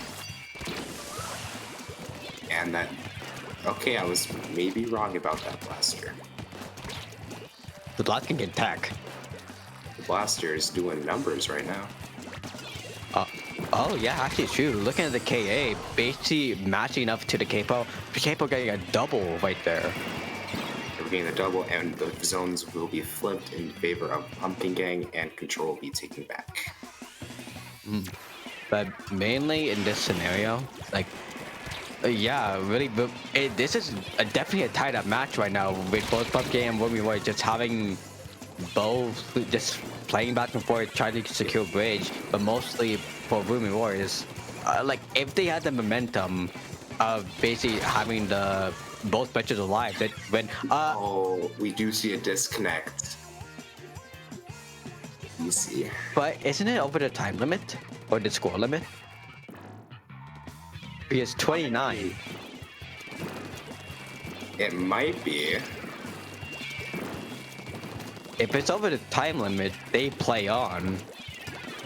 I So think that's yeah, what they're doing, unfortunately. yeah. Say from Chad is going from over time limit. This will be game 1 going to Roomy Warriors. An unfortunate DC, but not much could be done there. Really? You can't go a top cut or a mid cut or a silver cup bracket cut without a DC. There has to be at least one. Has to happen. Yep. You do see that Capro going for 15 KA. So even with everyone up, They were still having a good time. Yeah. Wait, you said the K-Pro with the 15K. The K Pro with the 15K. Yep. Okay, then just make sure. Okay, then yeah, that actually does show that the K-Pro, they have more range actually. That's what Roaming Warriors has, but for the Pumpkin Gang, oh no. Did the Roaming Warriors have two Booyahs, or was that Pumpkin Gang? That was. I'm pretty sure Woomy Warriors. Okay, then this definitely helps the range on the side of Roomie Warriors, but for Pumpkin Gang they're going full Slayer, which is kind of a disadvantage for them. It was the Woomy Warriors because they featured the remix and the K Pro. Okay. So yeah, definitely for Roomie Warriors, they're having a huge advantage over Pumpkin Gang, having a lot of range. I can say. But what did you think? Honestly, I feel like even without that DC, they were still having a tough time really separating the members of Woomy Warriors, especially with the K-Pro constantly being up in their face, as it would be for being one of the more, I suppose, another one of the meta slayers. Like really, with that's kind of what you need to disperse. Yeah, because it really is the Slayer's job to separate members. Yeah, separate members and get the kills on players. That definitely makes sense. So what's really needed of the Slayers, like in this scenario at least, they would really want to. Well, the K shot mainly. I think they did have a K shot. I'm pretty sure they did. Yes. Yeah, they really might just want to go for a bit more of a special play, like, and go for that instead of going for kills. Yeah, something like that. Just wait for the team to go together. Yeah. But this is a Rainmaker though. And Rainmaker is more fast-paced. I am expecting to see that K-Pro again, and maybe the remix, or maybe switch off. I don't think so. If they can play Jet, that would be hot for Rooming Warriors. But really, for the side of Pumpkin Gang, they should not play Blaster. I wouldn't expect to see a Blaster. No, there's no Blaster. Good. And there is a Jet Sculpture and an NZAP, which I guess for those missiles, those are really going to be giving them a hard time. Well, Rumi from Rumi Warriors is playing Unica but no opposite thread. So that's kind of interesting that they're going to double bomb this time instead of going for an NZAP opposite thread. Doing a double NZAP would be nice. That double NZAP, oh what? Okay, that Squeezer is moving around a little too fast. And do see 3 down on the side of Pumpkin Gang. I wouldn't expect them. Okay, I was wrong. They do pick it up because there is a wipe now on the side of Pumpkin. Yeah, double benches can do everything. Jet just being a nuisance, but going down. That K-Gal is, or the Octo Shot was the one that took him down. Excuse me. We are going to see a push, and that Rainmaker will be taken down, leaving Agent 9 up in the rods, and it will be 3 down on the side of Boom Warriors. Yeah, K-Pro missed a lot of his shots there. That would be a crucial pick if they get the Octo or even the Squeezer. As we see right now, the Squeezer having the virtually viewing a little bit more speed, like you said before. But with the ball pop, they can actually put. Why are they going wide? Oh no, that might be a bad scenario. But okay, good. Oh, they the Squeezer DC'd again. Wait. Oh, okay. Yep. Isn't this a replay? I think this might be a replay this time. Wait, no, Pumpkin's still playing though. But Bika's not playing. They're still playing. Are they still? Oh, there's someone down there. There's the Octo Shot. I didn't even realize that. And that will be essentially a wipe on Pumpkin Gang as the unfortunate DC happens again. Yeah, it looks like they're still playing, so it might not be a replay. It might not. They might not even noticed. Oh, something there. Yeah, that was a good save, but basically it doesn't matter. Okay, if you're getting a double though, you're just going for the flex. They're fighting to stay in this despite that DC. Yeah. Really for right now though, like what the side of Movie Wars are doing is actually like mechanically wise. They made that the one. That's something to like say about. But really for Pumpkin Gang they stopped it. That's insane. Like even despite the DC, they were still mechanically outplaying them. Yeah, like really for the side, but for the Pumpkin Gang when they picked up the Waymaker, they should have never went right. But it's the only thing that like I think EBL was picking up the Waymaker. It's a good thing he stopped it because if they went there, they would have been stuck in like a stalemate hell for this player, which down a player like the Squeezer, they wouldn't be able to fight it that much. It would need to take it back to mid. Yeah. Now it really is unfortunate with all these DCs. Yeah, and it does look like that really it is going to be a replay if they decide it, but they're playing it out fully. They are still playing it out in there, playing like they mean to be there, but not much is going to be taking places. We see Carly taking the Rainmaker this time, and you usually want your backline or support player to take it. Yeah, but still, actually, Pumpkin Gang 3 down on the side of Booming Warriors still again. Fighting, that's a wipe. They're really showing the power of themselves without the Squeezer, basically without like a meta comp. They're just showing where they old comps. It will seem to be working, although despite the fact that they cannot get any points on the board. But that really can't be helped with one of your main reasons why you need to push the Squeezer with those bubbles. Yeah, he like that. Why are they going right again? They're all alone and called out on that right side, and we'll go down to Woo on that Octo shot or on that NZAP. Sorry. Yeah, and ooh again, just basically the off shot play. Wait, no, that's the ends up like going 12k right there. Yeah. Whoa. Basically in that, yeah, getting the call out, getting the kill there, basically again leaving Pumpkin to go for a stalemate, which I think that they might just be doing the whole time, leaving a stalemate so they won't like go on defeat. As 3 down on the side of Pumpkin Gang, and they just clean them up nicely. Again. Yeah, Louis Morris got 3 down again. And we do see some light on the side of Pumpkin Gang that they actually have put points on the board, although it won't amount to much, as Woomy Warriors will take the set. Despite all the DC, they still played. And really it couldn't be helped too much. That's just unfortunate.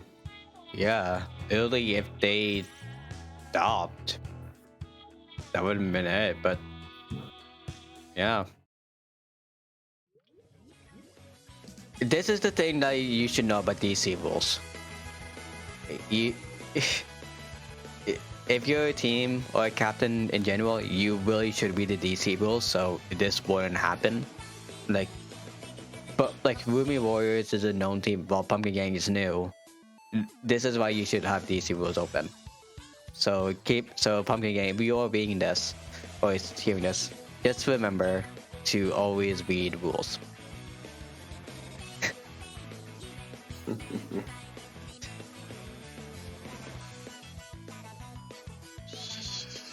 So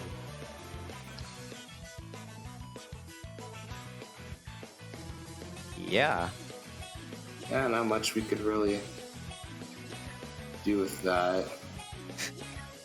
Oh, rematch. Oh, they didn't know that they could rematch. They didn't know. Yeah. Alright. So it's time to leave then with Talk Out on 1 bit because Ruby Warrior is too old and Pumpkin Gang did not read rules. Yeah, that'll be it for round 1. And we'll be back for round 2. Dave, would you like to shout out yourself with social media? Follow me on Twitter. Okay, bye. Hey, yo. Oh, what you at though? At DaySPL. Cool. And mine is Showine51 on Twitter. And and on Twitch, join too. So yeah, we'll see you move on to in a couple of minutes. And new commentators.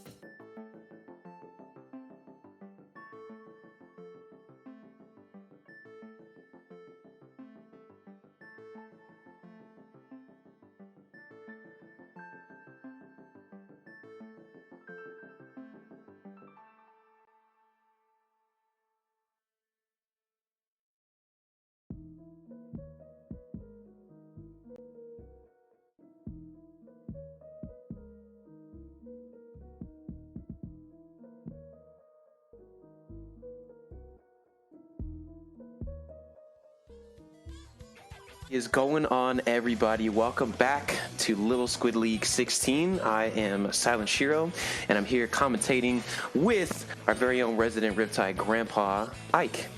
Hey, what's up, what's up?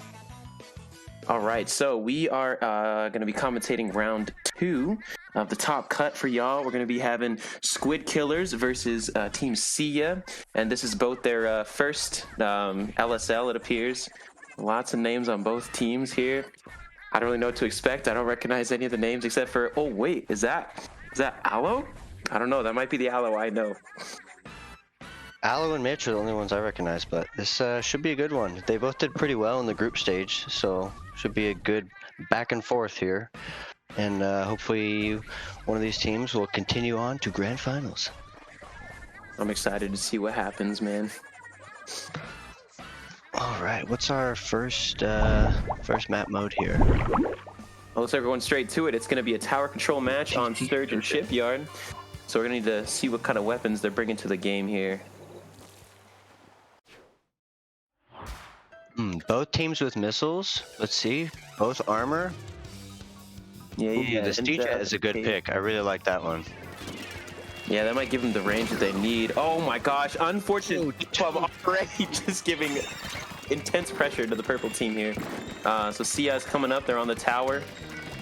Just making their way, trying to get some ink control coming up. Nice, smart for the K-shot there, or the K-Pro to push up in front of the tower. Someone's, oh nope, the flank jumped back. Okay, this is a tough spot here for Squid Killers. Missiles on tower is good. I agree. Sia just putting on intense pressure, dude. The picks coming out by the Nautilus there. Just I don't know how Squid Killers gonna do here. They're gonna have to kind of rally, and there you go. They made sure to already at the last checkpoint though. That's true. So they're gonna have to play really carefully here from the jump if they don't want Sia to just take it from them.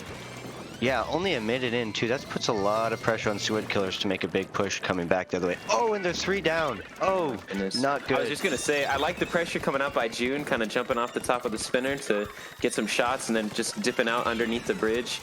But I guess they weren't there with the rest of their team, so. Yeah, and Sia with 4 specials getting rid of all of them trying to get this tower through the last checkpoint here. Luna with the flank around the side. Nice, good pick. 3v3.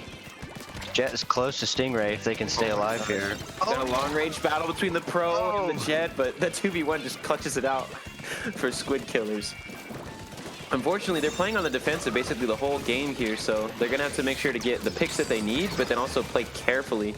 Yes, oh, that's 3 down. Okay, 2v1. This is a good spot for them. They can retake mid here. Oh, early Not Stingray. quite sure about that Stingray, yeah. That's all right. Might help him retake mid. June pushing up. This is good. That's true. I know. I mean, like, I'd have to be, like, just ignorant to realize that, like, when a Stingray comes out as soon as you get off spawn, it's still annoying. Like, yeah, I don't think there's any time where Stingray is not a problem.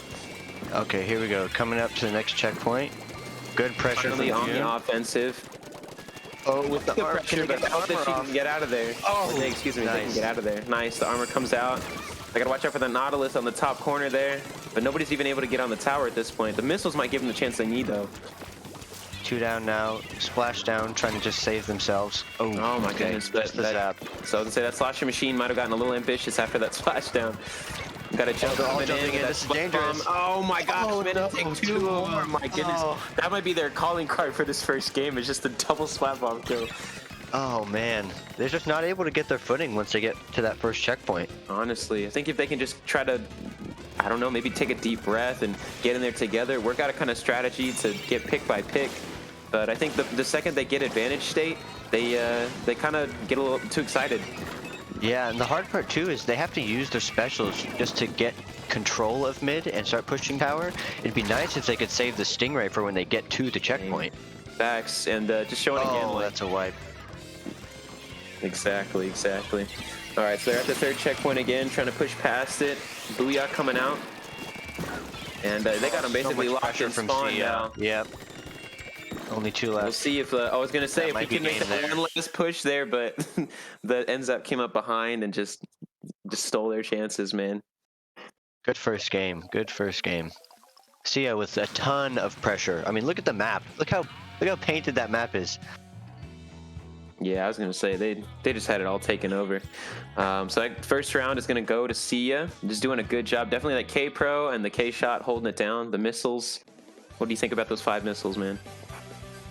5 missiles is good. I would like to see more. I'm always a fan of missiles, but 5 is solid. Well, that was Sturgeon Shipyard, the tower control match. Next up is going to be Manta Maria on Splat Zones. Now, just based off their performance, who do you think is going to be favorable going into this? I mean, Sia, I think, is the obvious favorite going into it just because of how aggressive they were that last game. And with Splat Zones, especially on Manta, locking out is huge here. Facts. I think we'll need to see a little bit more of both of their teams' kind of skills and strong points to see what difference it makes. Now, as we're looking here at the bracket, the other teams we have heading into semifinals are the Bamboo Dragons, Woomy Warriors, Inked and Murder Inc., and Luminous Cracked Friends, and Hidden Radiance of the Dawn. Still kind of waiting for results on each of those matches. Any teams that you're looking out for here? I think that, well, a really interesting matchup will be Inked versus Murder Inc. Both those teams, I think they went 3-0 in groups, but that should be a pretty good first set. Luminous Cracked Friends versus Hidden Radiance, that will be another good one. Would love to stream that one, but that's all right. Dude, yeah, for real. I'm looking forward to Murder Inc. too. I just watched them because I wasn't there for LSL 15, but I looked back at some of the clips and stuff, and yeah, Murder Inc. They were intense to watch. So anything about Manta Maria you think is going to be clutch besides locking out certain areas? I think missiles are big here. Yeah, K-Shot does really well here. Also, if they bring back that C-Jet, that could be pretty useful for locking out, considering it's such a narrow map, right? There's really just 2 paths to come in. So true. There's plenty of corridors out here. Like, there's not really a lot of ways for you to, like, duck and get out. You're going to have to use the height more than you're going to have to use the width of the match. Yeah, exactly. All right. We will see here what happens. So the match is kicking off. Splat Zones, Squid Killers, and Sia getting ready. We see a heavy on both teams here, but I think one team has the Deco and the other one has a vanilla. Or no, what is that? Is that a custom? I couldn't tell you. Anyway. Heavy Deco, yeah. Heavy Deco. I believe that's a Stingray. Oh, a Carbon Roller, too. And a Soda to finish out Squid Killer's comp there. Missiles already I really like Squid Killer's comp. I think it's going to fare well here. Yeah, it fits together really well. So we'll see if they can do something with it. 2 down already on Sia's team. They're back up now, trying to push back in, but Zone's already going towards Squid Killer's favor. Armor and Bomb Rush ready for Squid Killers. No specials ready. Or one. Okay. All right, here we go. Sia stacking specials here. They're starting to build them. I gotta say, I love to see that. They were all just kind of biding their time, waiting, just trying to bait Squid Killers in, but none taken. They're kind of holding down middle, and now's their chance. They're gonna use the Booyah, looks like, to push in. Bubble's trying to provide some defense, but they're already gone. Lost control of the zone, and this might be a chance for them to push in, but that Junior's already gone down. We see right here. Yep. Okay, perfect. They got the heavy down. Did they get one more? Nice. Now Squid Killers can really start to push up and try to lock this game out. They might get 100-0 here. Yeah, I was thinking the same thing. I'm not quite sure what the heavy was planning to do when he jumped down there, but yeah, that might have just sealed the deal for Squid Killers to get their first game on the board. Junior providing armor here, see if they can manage to take control of the zone real quick. They got one, but there's an enemy over there on the other side. Yep, Slowed coming down from the right-hand side, popping off his specials. They managed to get the kill. Ooh, 2. Not before he gets 2 to a trade, yeah. Oh no, the roller. Wow, that came out of nowhere. Sia manages to just get themselves on the board, so this game's going to be extended a little bit longer, but definitely a good first push by Squid Killers. Might have given them the momentum they need. If they can just hold on mentally, they might be able to work out a strategy to finish out this game. Now this actually gets a little bit scary for Squid Killers only because of the pressure that Sia put on the last game. So if they can maintain this counter push from Squid Killers, we could see a big swing in points here. Talking about a swing, I like how that Soda Slasher was able to kind of swing his bucket to get the kill up on the Inkjet. That looked very nice. But Sia putting back on the pressure with another Booyah Bomb, staying in control. Oh, and there's 2 down for and Squid forcing Killers. the last 2 back out there to the corner and further just back. the Soda up. Oh. You know, if I was him, I would have jumped out a second ago, but he took a bit too long. Oh. Unfortunately, they kind of gathered him in the corner and, you know, wrinkled his clothes, took his lunch money, and that's game for him. But they're coming back in now. Really interesting, too, with the Carbon Roller. They should be able to help hold this counter push really well. Yeah. Sure, where they were there in the corner side. Yep. Oh, and they go down. Him out with the eagle eyes, manages to see him and just do a good job on him. Now we see a good flank. I love a good flank. Coming out by the octo shot from behind. See if he can manage to just pincer them in. Does he get the kill? Oh, he does. Oh, two down for both teams right now. There's a lot going on right Honestly, it's just a bloody massacre compared to the last match. There's just so much more deaths. And when you're trying to hold down a certain point, there is honestly going to be a lot of turnover. Just the roller. Can you take a pick? Nope. Not quite. Just doesn't manage to get the right lines of attack in there. So Sia just holding down the line again. Looks like they're trying to build specials for one or two last pushes here. Hopefully they can make a difference, but the pressure being brought on by Squid Killers. Oh, they might actually be able to crack through with the... Nope, never mind. The inkjet came out, and then he went back away really quickly. Yeah, really crucial here for the roller and the junior to stay alive and wait for their teammates to get back in before they mount what could be their last push. I mean, the timer's kind of ticked down now on the penalty, and they're looking to get back in. Autobomb launcher tried to come out, but he manages to take him down. Good Killers, I mean. I think that may be game. And that might be, I agree. Just the booyah, yeah. Great like you comeback said, the from junior, Squid Killers. Yeah, indeed. The junior and the roller you said need to stay alive, and we just watched, like, from the cam by cam play-by-play.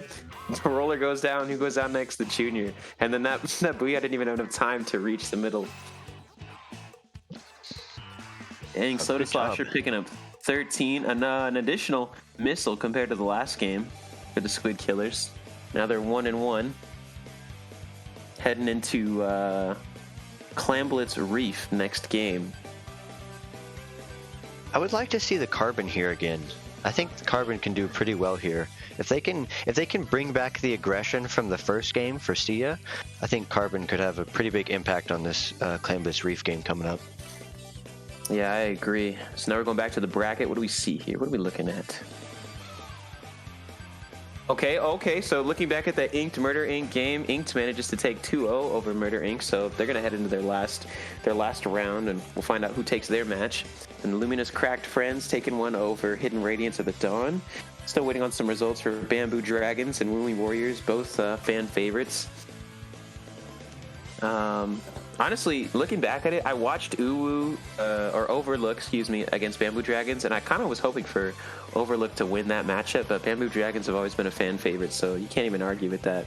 So, Clamblitz Reef, what's the plan here? Let's see. Yeah, like I said, I would like to see the Carbon Roller come back. Reef's a really good one because there's so many areas to flank from, right? You have far left where you can sneak around back of the basket, and then you have the steps on right. And I think they have the range to keep Bridge in the mid.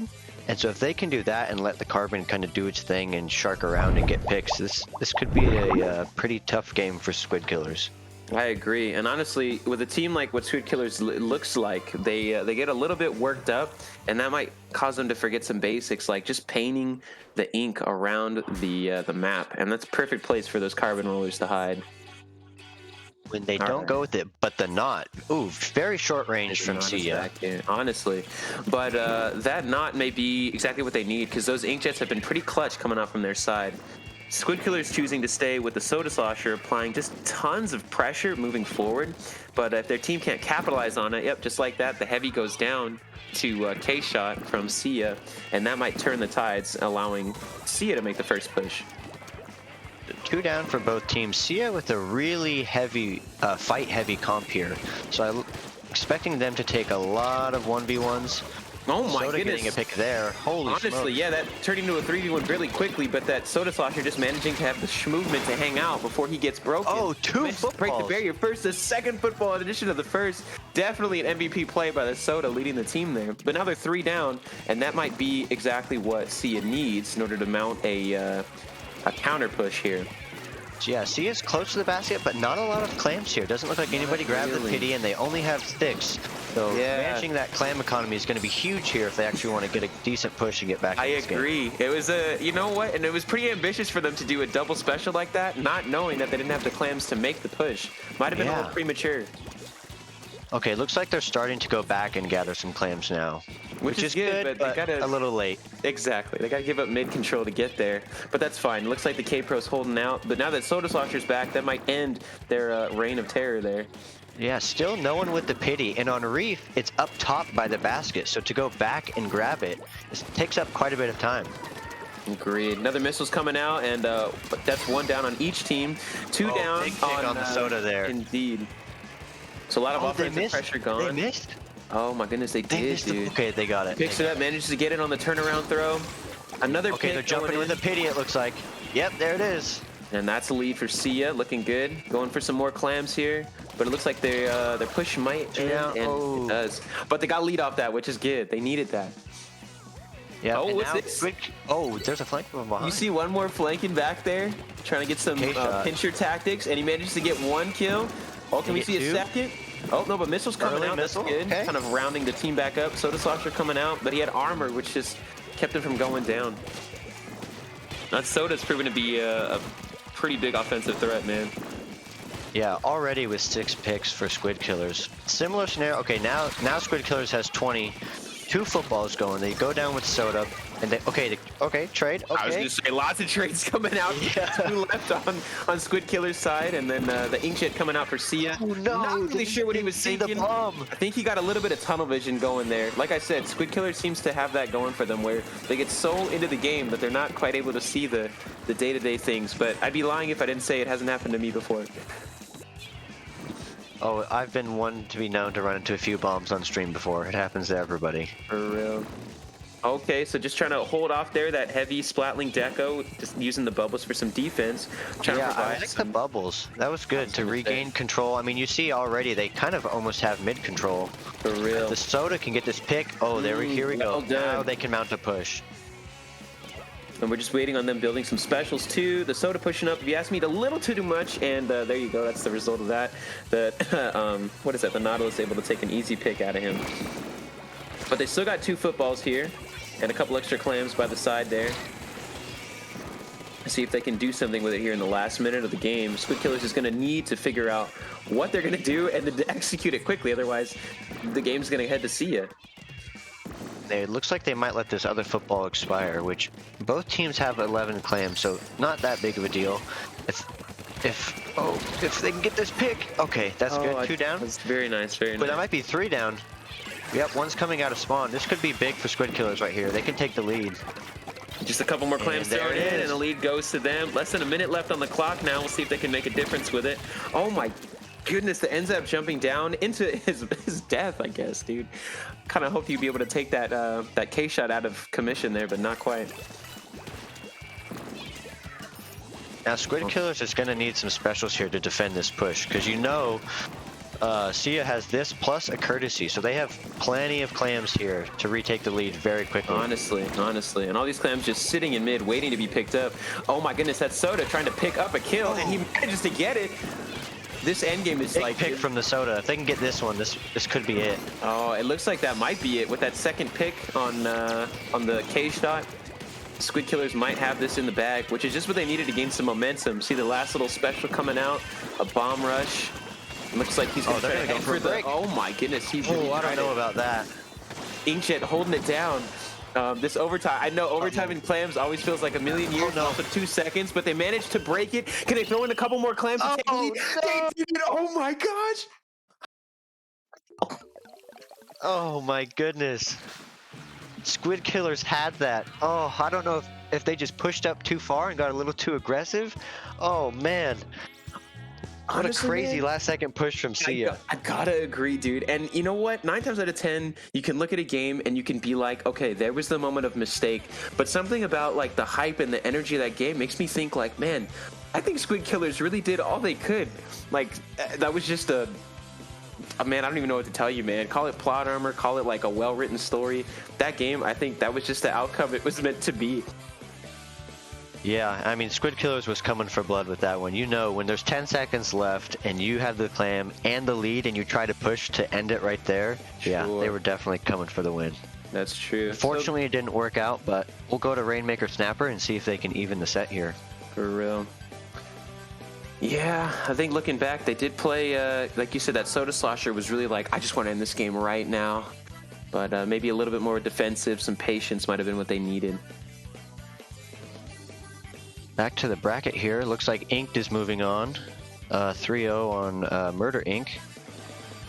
They might be a favorite to win LSL this time around. We'll see what the other teams do. Luminous cracked up 2-0, Woomy Warriors up 2-0, and then Stia up 2-1 on Squid Killers here. So, and here on the other bracket, we see.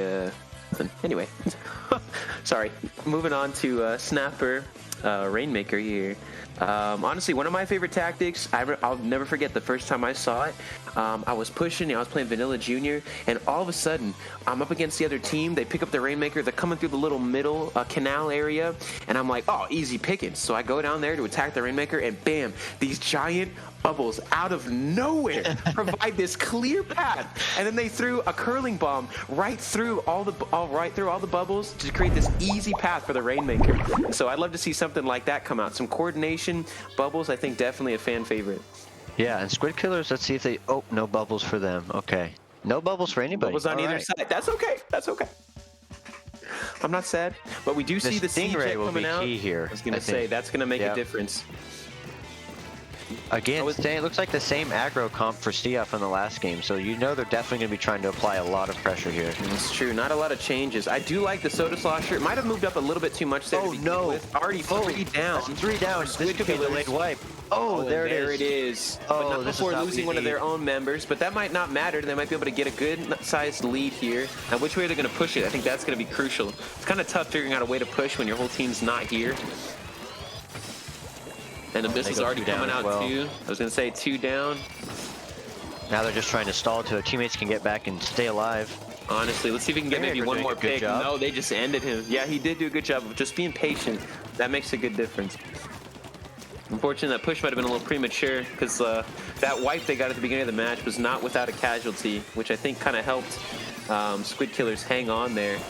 Yeah, and really good job here for Squid Killers of pre-painting a path left. That's something not a lot of teams do, and it's huge because you can get points so quickly if you can just get the path painted a little bit ahead of time and push with some specials. And you see that here, they already got to 33 in a matter of seconds. Speaking facts, it's like 2 + 2 is 4, but like, who's trying to do math nowadays, you know? I hear you. Honestly, you'd think a lot of people would pick up on that. Anyhow, they managed to end that push. Sia coming back in the middle now to just try to stave off the Squid Killers offense, and in the meantime they're trying to build out that timer to get the Rainmaker back in the middle. They managed to do that. This K-Pro getting quite a couple picks. Booyah at the ready, and actually they got all specials at the ready. Oh, manages to go down. Commentators curse by that soda, but not before that soda goes down too. Looks like Sia's going to push it right up the middle here. No one contesting from Squid Killers. Oh, very close to taking the lead. Honestly, they managed to kind of snuff him out just before, and they're going to try to pop it here and get back in the game, I suppose. They managed to pick up the Rainmaker. Squid Killer's just going to reset, it looks like, which is fine, I guess, but I feel like they could have held it off a little bit. Maybe they didn't want to chance it. Yeah, I'm not sure about that one because you give up so much mid control. I think I'm more of a fan of going to the right and trying to stash it in the corner. That's true. It kind of helps you anchor around a certain location. Maybe they don't feel confident in doing that, or maybe his team just, I don't know, they weren't tracking with him. Okay, but 2 down there for Squid Killers. Sia might be able to mount the comeback that they need. Here, I guess we'll have to wait and see. Inkjet coming out too, looking very nice, kind of pushing this one member to the corner. Managed to get the kill on the end zap. That might be it right there, man, honestly. We see the Rainmaker up here on the platform now. Oh, he's getting stuck. Oh my goodness, I don't know if he's gonna make it, man. I'm at a loss for words. If they can get this pick on the right, they can take lead. Oh no, someone came from behind. Off from behind, the Kansas splatter shot. Oh, and that's a wipe. Oh man. Okay, if you're Squid Killers here, if you either let it reset or stash it in the far corner of the map, that's the move, I think. Let's see if they can hear you. They might be waiting it out. Looks like they're gonna let it reset. Now they have 2 minutes on the clock, so they might want to try that strategy a little bit later, because if they give Sia enough time to get acclimated to it, you know, they might show their hand a little too early. Sure. The thing I like about that is you can hold the Rainmaker for almost an entire minute, right? So if you can keep it alive in that corner, you can stall for a lot of time there. That's true. That might provide like the mental energy that they need too, if they can. Right. Oh, and that's a wipe for Stia. Whole team goes down. Squid Killer's ignoring the Rainmaker and just pushing up, trying to delay their push back in. Another one goes down for Stia. Squid Killer's with a ton of pressure right now, and they know if they lose this game, the set's over. So honestly, they're really giving it everything they got. And I want them to give everything they got. Their name, like, just implying, like, they're going to kill some squid. So I need to see that happen, please. Make a difference, Absolutely. guys. Don't give it to them too quickly. Okay, so they got 2 down for Sia again. Special, honestly, yep. 4 up and 1 special counted. Let's see if they might be able to make a push here. I think, honestly, though, that might have been a good opportunity for them to start a push. But I don't. Maybe they weren't, like, mentally ready for it. Yeah, that might have been a good time to go and stash the Rainmaker there. Oh If my they goodness. can keep the pressure, the problem is if they get 3 down or even a wipe, it's not difficult for Sia to make a quick pop and push that Honestly, Rainmaker. they still have a lot of paint here. Oh my gosh, Inkjet coming out though might be able to stop the momentum for them. Looks like they do. Opposing Stingray coming out to counter the Inkjet and the team, but he's the last one alive Oh, no. now. Solo Booyah on him, pushing him back. And honestly, if they pick up the Rainmaker, that might be the end of the game and the end of the set. Yes. Inkjet coming out to kind of clutch their victory for them. A lot of offense. He's trying to walk it up. It doesn't really matter though. Oh, They were man. really close. I would have liked to see Sia push with the Rainmaker just a little bit slower there. I think they got caught up in the time winding down for the match. I mean, they got to remember how long overtime is, and you can hold that Rainmaker. It's almost better to play it so slow that the game ends with the Rainmaker blowing up rather than just rushing in and getting picked. But June with 15, and then I think it was the Octo with 15 for Sia on that game. So a lot of picks going on. Yeah, honestly, that game, like, the whole set has been really just one big massacre back and forth. But it's going to come down to Sia for the win. And this is what you like to see, right? Everybody wants to see a Game 5. Oh, for real. That's going to make quite a difference. But honestly, man, like, I feel tired. I feel like I'm the one out there playing, like, just watching these sets and the constant deaths and whatnot. I mean, we're gonna end it here on TC Mako. I gotta say, I like the map. Mako's kind of grown on me, and some days I like it, some days I don't. But ultimately, I think it's a good Game 5. If any game is gonna be like, or if any stage is gonna be one for like a massacre, this would be one of them right here. I'm predicting like lots of overturn and just. If you're gonna get on the tower, just be prepared to die, man. You gotta commit to it. Absolutely. And the nice thing is with these two teams being so aggressive in this small map and tower control and everybody's standing around the tower trying to get points, you know it's just going to be an absolute bloodbath. So we're looking forward to this one. A good Game 5. And it's great it's not Rainmaker, so you know the game won't end super quick. Honestly. Well, if you have the Soda Slosher and the Nautilus both coming back out, no, trades it for a Tri-Slosher. Nautilus is there. That's what I expected to see. A Booyah and their Inkjet on that side. And then on our other side, we have, for the Squid Killers, that C-Jet making a return. So they're going to have the Stingray. Tri-Slosh for armor rather than the Soda Slosher. But honestly, oh, and they have a Booyah of their own. If I looked at that right. I did not look at that right, but that's okay. So they're going with dual armor. No Booyah.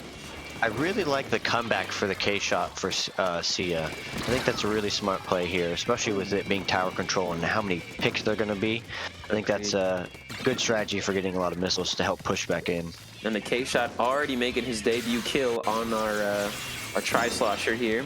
First Booyah coming out. Actually, they're planning their specials, it looks like, together. The armor came out along with the Inkjet and the Booyah. That might help them get past the first checkpoint. Looks like it does. The opposing Stingray tries to curb their push, but doesn't manage to do it. They're already to 50 now. Yeah, this is a very, very dangerous spot for Squid Killers here. If Sia gets to that second checkpoint, things can go downhill very quickly. Honestly, man, and the fact that they're almost halfway there, because the second and the third checkpoint are so close together, it's like the first, or I suppose the second you get the second checkpoint, it's like you're already at the third one and you're heading into endgame there. Yes, yep, exactly. Let's see, K-Shot for Sia already with 4 picks here. Oh my goodness, Tri-Slosh taking on another fight. I'm not quite sure that was a smart move, just seeing as he didn't have the high ground, and like Anakin, you know, his reign of terror ended really quickly. Let's see here.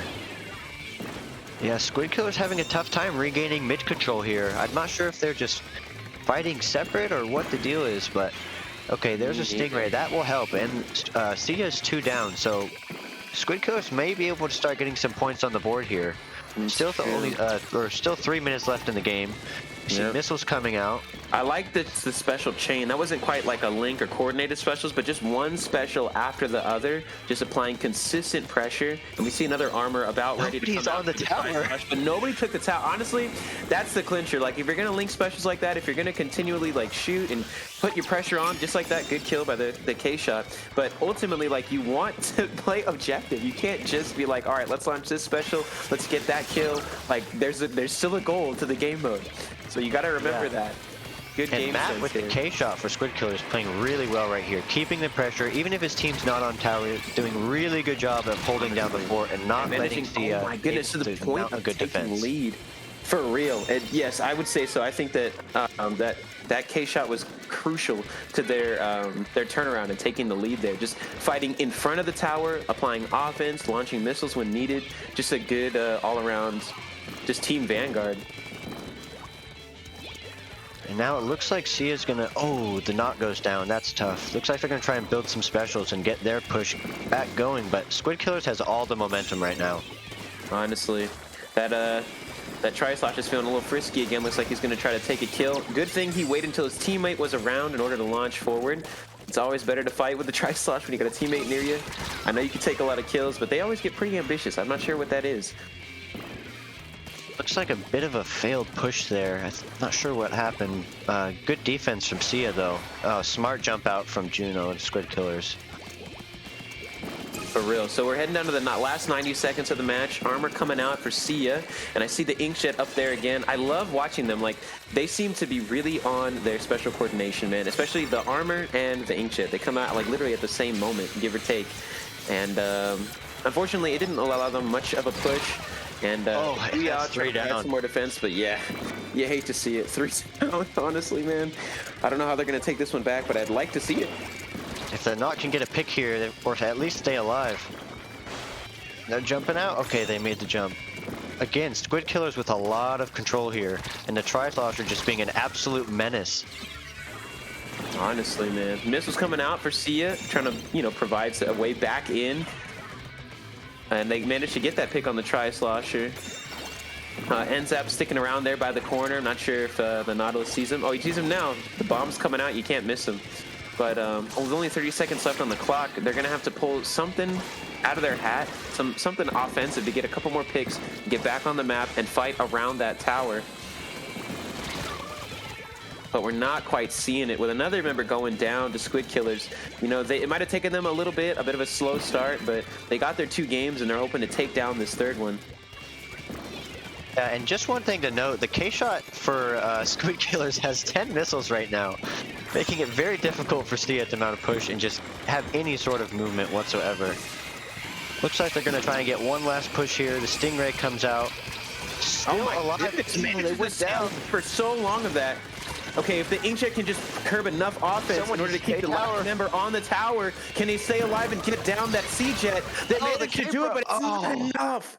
Oh my goodness. Oh, they were very close. Very close. Honestly, man, I don't think I've seen, well, I don't want to say never, but that was definitely one of the closest best of 5s I've ever seen. That game alone, but the whole set, just like this massive tug of war. Yeah, Matt with 10 missiles on the K-shot. That's what we were hoping for right there, right? Got to get those missiles in. Well, with that, the set is going to go to the Squid Killers, beating Sia 3-2 for our quarterfinal match. And with that, I suppose we're going to head into semis next, but that'll be in a little while. Yeah, really strong battle from Squid Killers.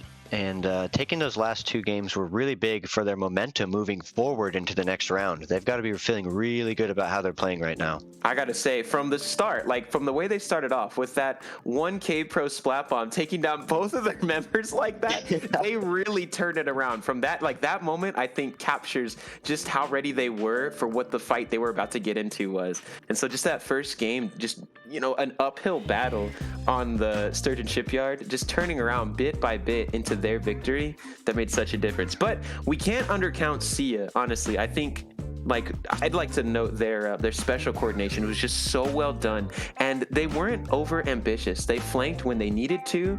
They worked together for offense when they needed to, and they were patient, especially in this Manta game. When they lost control at the beginning, they patiently waited to build up specials and then make their chance for the comeback. But that was also the match where we saw the Soda Slosher come in. What do you think about that, man? Yeah, the Soda Slosher was a big role in Squid Killers making the comeback. I really liked that shift, and even going try in the last game. I really liked that pick. Having the double armor allows them to be very aggressive. Mako's a really good map for try Slosher. So, yeah, AE there with the bucket main doing a really good job holding it down for Squid Killers. Yeah, I agree. Okay, so you guys can continue to watch the rest of these little replays, and when we get back, it's going to be Inked versus Lumina's Cracked Besties. Good job to both teams. We'll see y'all in the Top Cut semis.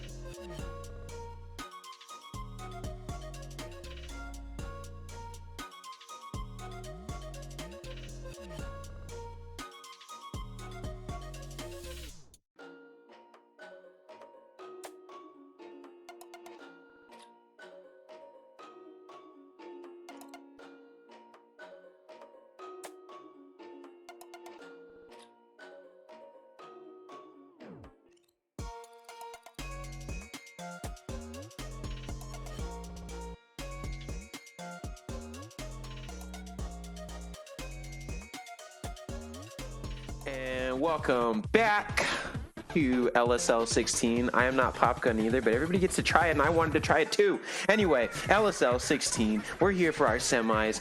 Inked is going to take on Luminous Cracked Besties.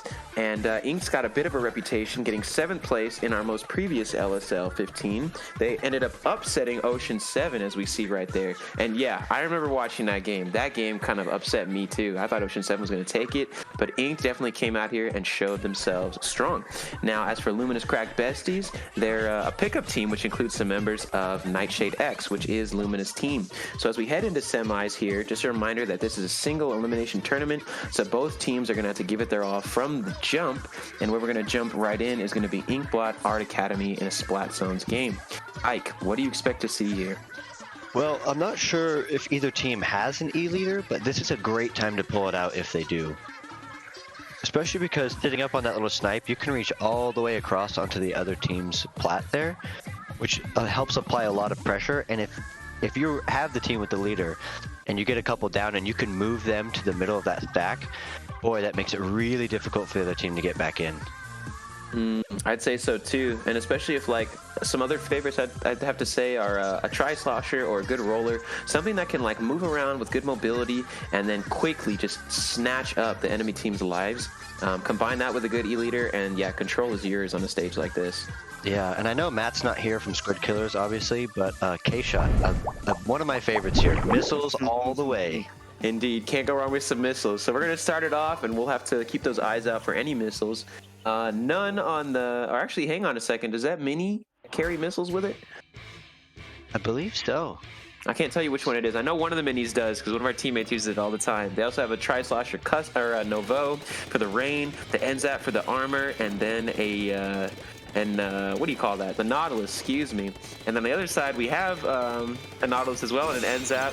Actually... I just read the same team's review. Why don't you read the other team for us? Tell us what Luminous got on their team.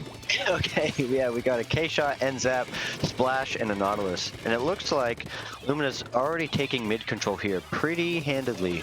So it looks like Ink's probably going to stack some specials to try and get this push going back in. And there comes the missiles from the mini. Oh my goodness, already putting up some great offense, but maybe a little bit too far as a couple go down. Oh no, for Ink's side rather, so... The Besties team is managing to take the offense they need. The NZAP's coming up, looking to make a quick escape. Oh, maybe he wanted to get that last kill on the Inkjet. Didn't quite manage it. But they're holding zone down so hard. Already only 30 seconds left. Can Inked manage to get back in there, or is the Besties going to take a quick win? Oh, and this is going to be a huge pick here. Yep, 3 down for the side of Luminous. Oh, and that's oh my goodness. Almost everybody on the map is dead. Oh my goodness. That's a wipe. Ink wiped Luminous team there, and looks like, okay, they're coming back into mid. Not a lot of mid pressure here for Ink, though. Not quite. Yeah, they're kind of holding it down in middle, not trying to push up too far past it. Inkjet coming out and disappearing very quickly. Oh my goodness, this character just waiting at the very back line. Just waiting for some backup to come on in, and there it is. Popping out with a suction bomb rush. Just trying to stay alive. Well played by the Splash. Just oh, and they get a pick. This is crazy. Tasty little pick in the last I don't know how they stayed alive there. Me neither. The mini trying to hold them out because they see them there, and sure enough, the Splash goes down. The Besties trying to get back in now, but I kind of feel like it was a little bit staggered. They managed to take control in order to buy them some more time. Inkjet coming out. What a great pick, even in midair, getting caught and blown back.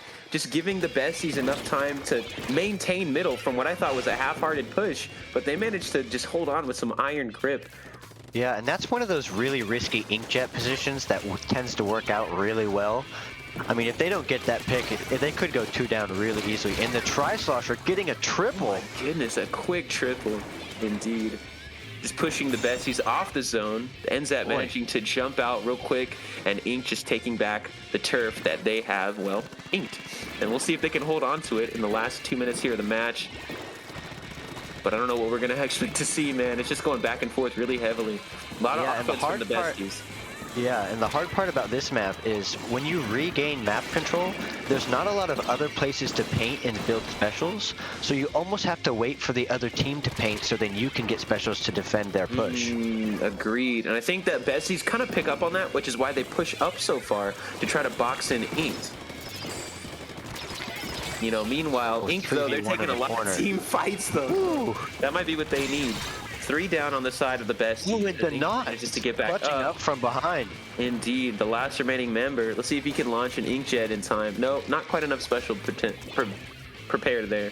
But he does manage to look like that to get out of that predicament in the corner. Ink's trying to push up a little bit here and just maintain some control. Oh, but not quite. Just getting blown away by the Neo Splash. Inkjet coming out, double special coming out actually for the besties. Both the Bomb Rush and the Inkjet just providing the pressure they need, maybe hoping to have Inked panic a little bit. Oh, but not quite. Just some more turnaround for Inked. Oh no! Oh no! And that's a wipe. Besties My with the wipe goodness. here. That See, this is key. This is key. Pushing up here, trying to slow them down, and just let that ticker run down until the game's over. Dude, I agree. Really With a good job clear here by wipe like besties. that, yes, the Yeah. besties are just, they're holding down on that front, you know, making sure they're positioned in the right spot. Unfortunately, it doesn't really matter where you're positioned against a tri-slosher. They're just going to take you down one way or the other if you're not careful. The rain coming out too, making a clear jump to the enemy side, and we're going to see if some dude can manage to get a couple more picks, at least maybe some offense. Yeah, this is what I like to see here from Inked. Really pushing up with the tri-slosher, getting aggressive. Their ticker is their penalty is almost done. If they can just stall this out a little bit longer, they might be able to take the lead. And that's 3 down for Dude, besties. Great. The position Just by the this Nautilus. slosher was so Besties nice have there. to be really careful here. This could be game. Honestly, I think they're definitely going to get the turnaround here. So what they're going to need to hope for is just enough control to get back on the zone. They almost had it, but that mini manages to 3 take down down. the Inkjet, and No. that's going to be game. Wow. Oh man, what a great back and forth though. That's what you like to see on the first game of the set. Honestly, and I feel like we've been like that almost all day. A lot of well-placed teams going against each other, some equal skill, and just pop-offs coming out from both sides. Yeah, But, lots of picks. Indeed. First game is going to go to Inked, though, and so good work for them. Second round is going to be a Piranha Pit Clam Blitz. Love this map mode. This is my team's bread and butter right here, so I'm looking forward to seeing both teams probably bring back the Nautilus. Inkjet does really well here. And I'm not sure what else they'll run. Probably an armor. Would like to see a Stingray. And of course missiles. Missiles do really well here as well. Agreed. Now, earlier in the day, dude, every time you say missiles are going to do well here, it just, I don't know, it just makes me smile. It's awesome. Grandpa Ike, dude, he loves the missiles. Anyway, we'll talk about the map here again in a second. So we're heading into semis here. We got Woomy Warriors and Squid Killers in the other match. We just saw Squid Killers just take a great comeback over Sia, 3-2. And now they're going to go up against the Woomy Warriors, who have just been on just a, massacre of a trail, man, just paving their way to the finale. And we'll see if they can make it in time and who is going to win to take on one of these two teams. Now, one other thing I'd like to see on Piranha Pit, I think it was actually the Woomy Warriors against Pumpkin Gang. If I'm not mistaken, if I am, correct me later, but they had a tent umbrella using bubbles to try to cover their football pushes. And I like bubbles, like both offensively to get kills, but also as a sign of cover. So we'll see if they can use that to their advantage or, whatever else they decide to use for the map. Yeah, Tent's a great pick here. We'll see if anybody brings it out. Oh, an Octobrush. Octobrush gonna be tasty. And the classic K-Gal and a Crapid. I did kind of overlook that. Okay, so yeah, we have the Knot coming back out along with the NZAP for shields. We see the Octobrush. If I'm not mistaken, the Ken's Octobrush is an Inkjet. I got that right. I believe so, yeah. And then they Inkjet, got armor, missiles. Wow, what a great comp. It's almost like I called that. Well done. So we'll see if Inked can take Ike's advice and put it to work. Oh, but that brush going down real quick in a 2v1. 3v3. Meanwhile, Rapid providing pressure from the left-hand side. Oh, gets one pick. It might get two. Nope, gonna back out. Smart play choice defensively here. Watch out for those missiles. And we didn't quite mention the other team's comp, but we do see the K-Gal, we got the K-Rapid, and they have the Nautilus as well as the NZAP. So a couple classics there in the Knot and the NZAP for both teams, just providing some common basic strength for their and the roster. Bessie's about to have 4 specials if they can. Oh, and their armor goes down. Not good. That's all right. They still have 3. See if they can get this push with a baller going in That here. drop down brush was trying to make some kind of a change there, but they managed to take him out quickly. But it didn't matter this could because be a come quick missiles turn. and that inkjet. I was gonna say that might be the pressure they need to get their first push here. The baller trying to hold back there and make sure they can't pick up that football, giving time for the K-Gal to get in, and they've begun to take back turf already. But Inked is staying on the offensive here. See what they can do with it though. Yeah, we're 90 seconds in. Neither team scored. Looks like Ink's finally starting to stack up those clams. Should have a football here soon, maybe 2. And let's see if they push with the missiles here. Honestly, they got 19 clams going for them. Dude, those are my favorite kind of matches though in a clam blitz game. Oh my gosh, I'm interrupted there by the K-Rapid taking a quick pick on the mini, and the inkjet coming out on the side of the besties, trying to push back really quickly, already taking back mid control. The brush trying to kind of stop them in their tracks and keep momentum there. So it looks like they're going to fight for middle just a little bit longer. Inkjet coming out for Inked, and we're going to see if they can use that to take back control in their own favor. Got to watch those ramps there. They love to hide up there. Oh my goodness, already lands dead in the ink. They just kind of saw where he had spawned in. Oh, and the stamp. Nasty. Oh, this could be big. That's 3 down. Can they get another one? Narrowly missing that kill. Oh, they have a lot of clams to throw here too. This could be big for Inked. Honestly, already getting down to 50%. The brush is trying to run out of there a little bit, kind of get some more clams maybe and regroup. Great first push, I gotta say, by Inked. That hammer just really paving the way.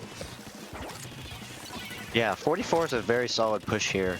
Now, big focus for besties. They're going to need to get clams and specials. And right now they only have 1. And one of the members already going down. I don't know if he was trying to make a solo charge or if he saw the missiles coming, but that brush did not last very long. Yeah, Ink's doing a really good job of maintaining map control here and just keeping the pressure on. Even after their push ends, they did a good job of not giving up too much map control and just keeping their foot down on the besties. Inkjet coming out in order to start another push. Hopefully the missiles are there too, and unfortunately and the armor. Oh my goodness! So they tried everything they could, but the enemy team was ready with a baller, an Inkjet of their own, and I think armor, if I'm not mistaken, just to kind of hold back the offense coming at them. Oh my goodness! Good pickup there for the NZAP on the brush, and so that's 1 down for Inked. That's a second down there. Fell on a bomb. You hate to see it, man. It's 3 down all of a sudden, and it looks like Inked is ready to make a second push. If they can get this last kill on the K-Gal, exactly what they need. You can't wall when there's 4 enemies there to fight, man. You can try your best, but sometime or another, it's going to end. Yeah, someone's got to get more clams for Ink though before this time runs out. Otherwise, they're not going to get any actual points off the board. Yeah, I was going to say, it looks like it's going to grant them another pity if they can reach down there to pick it up. Oh my goodness, hanging on with every fiber of his being, managed to get that jump out, that cheeky little ends up there. Unfortunately, they don't get the second pity in time, but that's okay. They'll work with what they got, and hopefully they can get themselves on the board, the besties, that is. Yeah, and very close to all 4 specials for both teams here. So it's going to be a battle of the specials to regain mid. And I think whichever team wins that will probably get a score. Oh, and the stamp comes out. It's 1 through the armor. Can they get 2? Looking for that second pick. Maybe he can toss over the Inkjet. Not quite. That's okay. Oh, he's going to to go get for the the Inkjet spawn landing kill. though.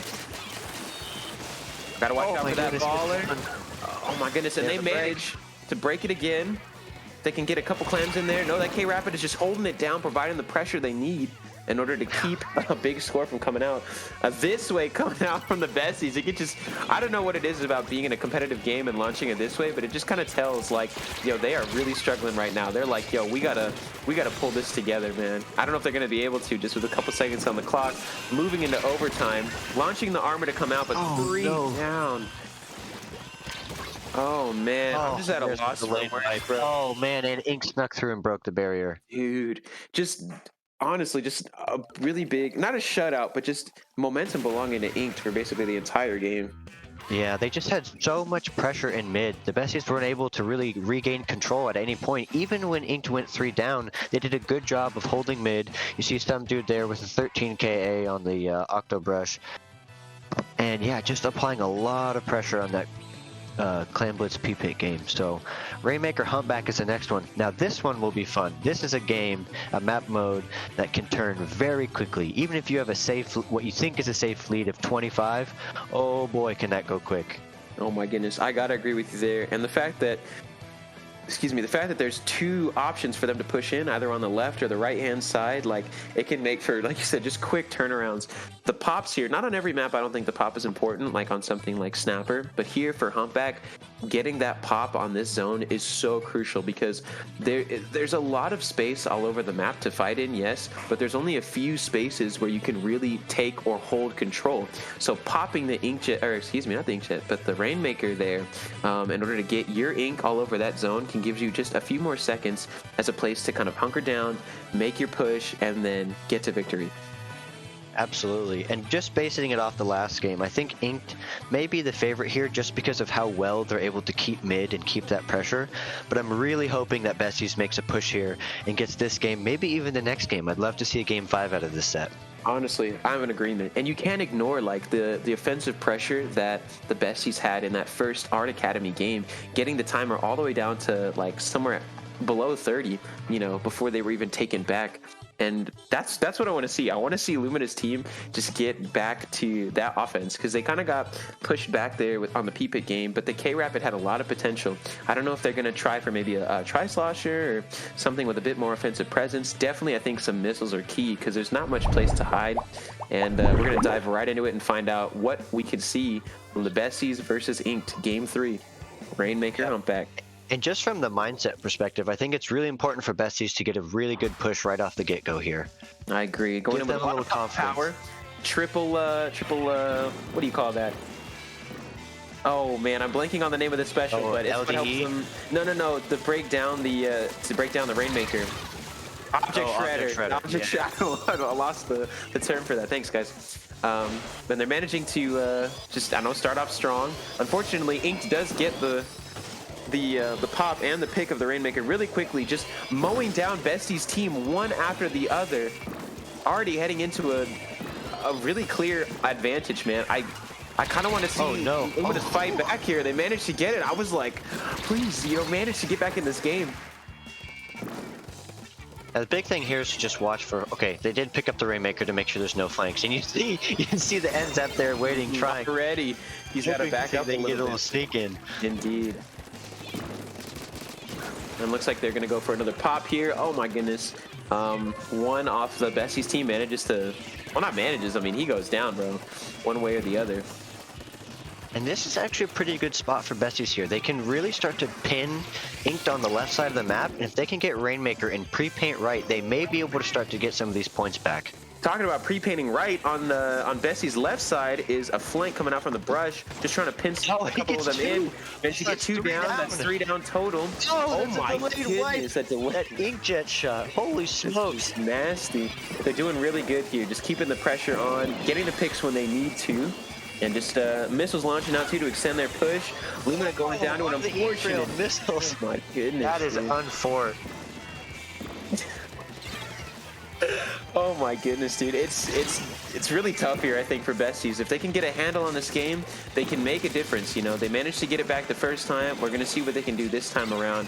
Having that splash there while, applying great pressure to popping the Rainmaker, they got to get in really close to make a difference to, fight. But they just opted to pick up the Rainmaker, taking it to the opponent's side, but getting just locked in there from both sides.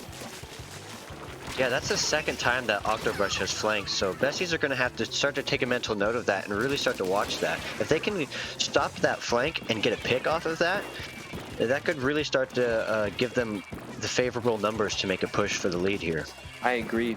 20 is not that far out of reach on this map. That's true. Like we said, it could turn around in a hot minute. And, unfortunately, I would have liked to see them pick it up there. I know they couldn't, but, just to commit to pushing that side, because that was a great place for them to have the Rainmaker, I think. Once you're already there, the opposing team can't get it, so all they're going to do is try to hold you off and make sure you can't push any further. But, I think that if the Nautilus had come out with the inkjet there to get a pick or two, they knew where the opponent was. Oh my goodness, not sure what that stamp was hoping to accomplish, but it was a good try. Oh, and 2 goes down for the Besties. I really thought they were starting to get good position there to make a push. Smart jump out, regroup, and try to hold this push. There's still almost 2 minutes left, so they have plenty of time if they can just get a pick on the Rainmaker and start to make a push of their own. But it does look like Ink's playing it kind of safe, throwing a lot of bombs, just protecting the Rainmaker, and kind of just trying to stall out the clock a little bit. It's true. I mean, if you don't got to push, don't bother. You know, just kind of pick your battles and hold on to your mental fortitude. And that's 'cause 3 down it's gonna for be Ink. tough. Oh my goodness, maybe they shouldn't have kicked it back so hard. They should have been on the offense because that's what got them this far in the first place. Now Bessie's getting another chance to play offensively, but 2 already down. Just trying to pre-paint and make a good path, but getting locked down there, kind of stuck in the corner. Can they get out of there in time? No, they go down, but not before they get a good kill. Good for them. Rainmaker takes a trade. Now, Bessies do have a sploosh, so they can pop the Rainmaker pretty quick. If they can just get favorable numbers here and some specials, they really have a chance at making a push for the lead here. Oh my goodness, you can talk about a favorable special. Unfortunately, that's exactly what takes down Lumina as the Inkjet came out, quickly followed by a couple of bombs there in an unfortunate position for Lumina. And now they're going to take it on the left side. One for a quick victory, see if they can make it. Oh my goodness, manages to get that kill just in time. Going for the pop on the Rainmaker, stopping that push. That hammer 3 came down out. for Inked. Pop the armor, great job. Only 2 up for Besties though. Yep, good job watching that flank. Trying to be a little patient with the push, it looks like, waiting for their teammates to come back in. Inkjet coming out just to gain some more offensive advantage. The missiles coming out though, they're going to force the Besties back. Great Just counter a quick with second. missiles. Nice, good pick there. A good trade, I think, for the Besties. Unfortunately, Inked is just holding it down. Between the Brush, the Mini, and the Nautilus, there's just a bit more range going for Ink than there are for the Besties. So the Besties got to fight a little harder. They got to be more scrappy in order to make a difference. Now we're already in overtime, man. Time is like just, it's gone. So if they're going to push, they got to do it now. But they got to be careful. Get a couple jumps coming in. Now once you're up there, that's going to be it. So you got to wait and commit at the right moment. They're going for it. Oh, they went for it. But Oh, their 2 teammates had just jumped in too, so if they could have waited just a little bit longer. I think so too. Oh, they only needed 8 more points. They could have made that really close for a last push, but overall, good job to Inked, really keeping the pressure on. Good job to the Besties. Good job on the K shot, 15 and 5, and the Knot with 14 for the Besties. Agreed. Really solid performance. Agreed. I agree. Good job to the Besties for coming out and doing the best they could. But the turf was all inked up. So that's going to be the end of this set of the semis. And so... so that's going to be the end of the set. The Inked is going to take it. They're going to move on to the finals, or one of the final games. In the meantime, you can catch me at Silent Shiro on Twitter. Thanks for having me for LSL 16. And Ike? Twitch, Discord, at Ike and Ike with underscores between. Yeah, stream every once in a while, so keep watching, support LSL, and good luck to the teams moving forward. Bye, guys.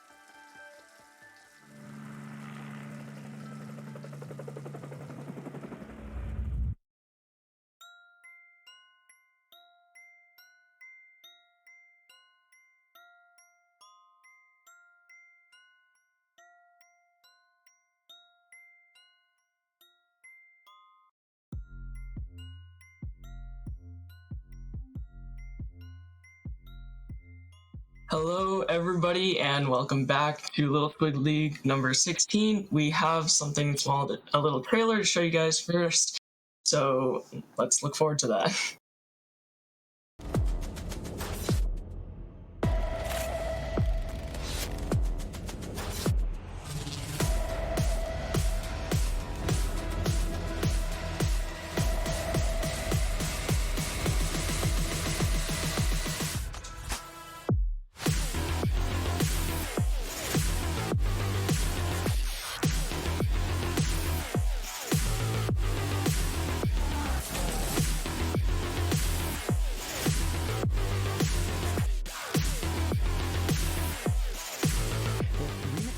There, using the Booyah Suction Bombers once again trying to force this zone, but it has not worked for them yet. The Junior, they're a little bit out of position here. They're gonna be able to hold cap on zone.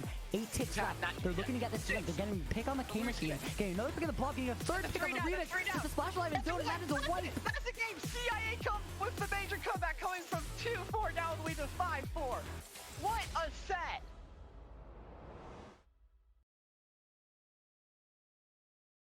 Wow. That was crazy, yeah. Yeah, that was a very crazy trailer.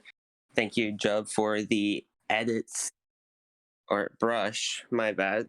Thank you for correcting me, staff. But this is Vapor here with Era, and Hello. We would like to introduce you guys to Little Squid League number 17. That will be happening December 11th with a starting prize pool of $250. Yeah, that's completely unheard of in Little Squid League history, and that's really generous. So I bet everyone will just really want to sign up for this. Yeah, definitely. But with that, we have another promotion over here. Double Trouble hosting a few 2v2 events. We have later tonight. If you're interested in that, we Twin to Win at 7 p.m. EST, and Duel Inc. tomorrow night with a $40 prize pool with counter picks and groups into Top Cut, kind of like how LSL runs here. So those are definitely a few 2v2 tournaments you guys should look out to. Give them some love, as they definitely deserve it for how much work the staff over there at Double Trouble works on it. Yeah, definitely check them out on Twitter or join their Discord server to learn more and join these tournaments.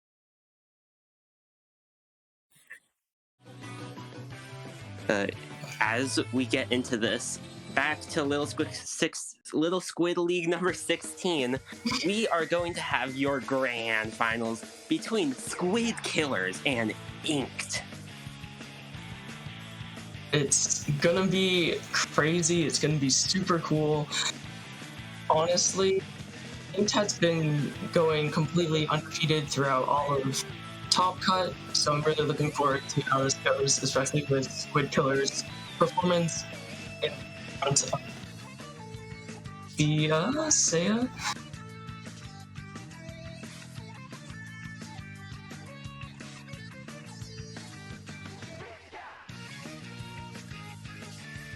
Yeah, but we are going to head into this, starting off of Star main stage flat zones with some counter picks to follow up on that. So this is going to be very interesting to watch in our best 7. Yeah, definitely. It seems like in the predictions for Twitch chat, Inked is pretty popular right now, with 78% of the points going towards them. But we'll have to see how this first match goes in order to, get a better idea of how things will up. Yeah, definitely. But to start off, we are starting on Spot Zone's main stage, and from what we saw from Inked last game, we saw the K-Brush coming from some dude next to a Mini, I'm pretty sure.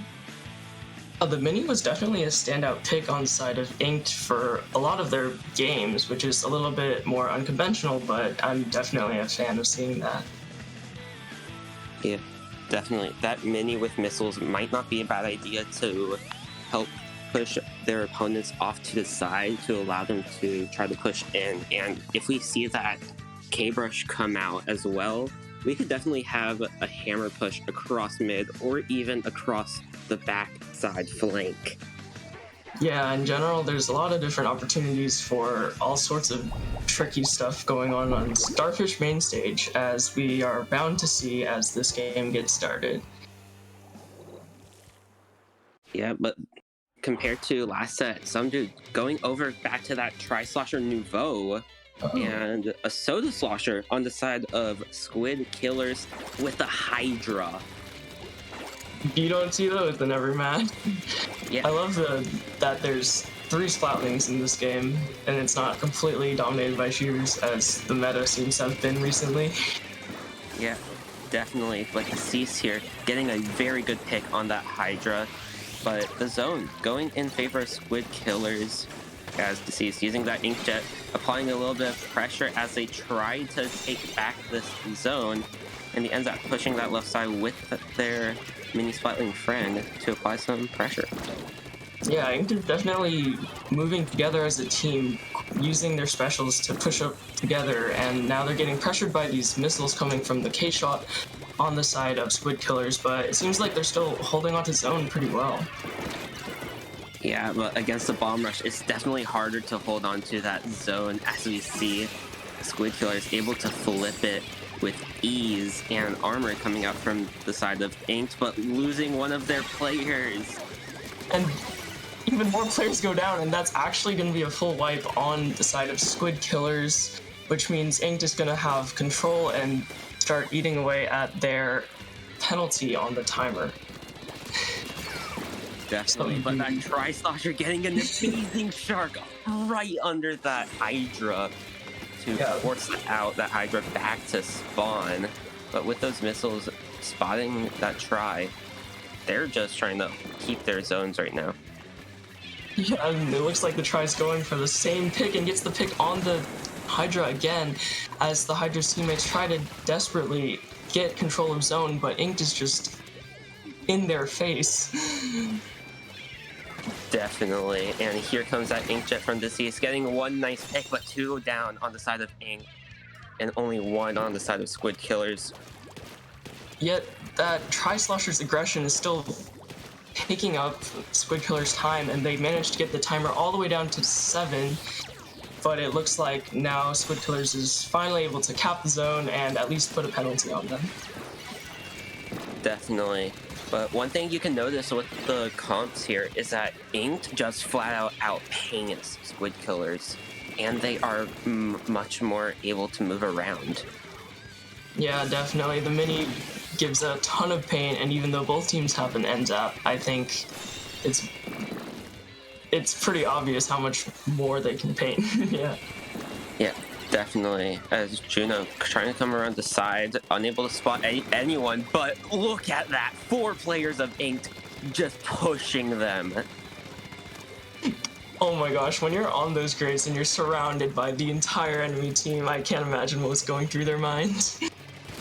Yeah, definitely. And that Soda getting a nice pick onto that mini, but here comes that Inkjet pushing out that Soda, but gets the kill instead before they can escape. Yeah, that's a very strong Inkjet. I think it's been crucial for starting pushes and getting picks, and at one point Squid Killers went 3 down, so it looks like Inked is going to keep this momentum going and knock out the first game of finals. Yeah, getting very good coordination on the side of Inked just allows them to keep that pressure. Yeah, and on the side of picks and assists, it's pretty clear that Inked was just having a dominating gameplay this time. And the next match will be a counter pick decided by Squid Killers, because this is how maps work in grand finals. So I'm interested to see what they choose to, counter that initial game. Yeah, definitely. And with this counter pick coming in, it can be anything from the map list that LSL had.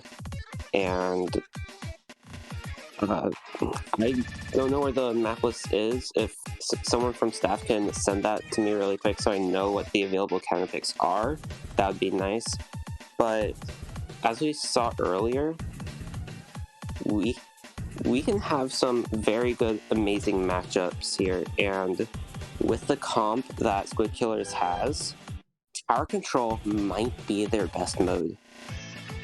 Yeah, definitely potential. I think a big difference between the comps of these two teams is that Inked goes pretty much backlineless, and Squid Killers always tends to have, either a C-Jet or, in the case of this last match, the Hydra.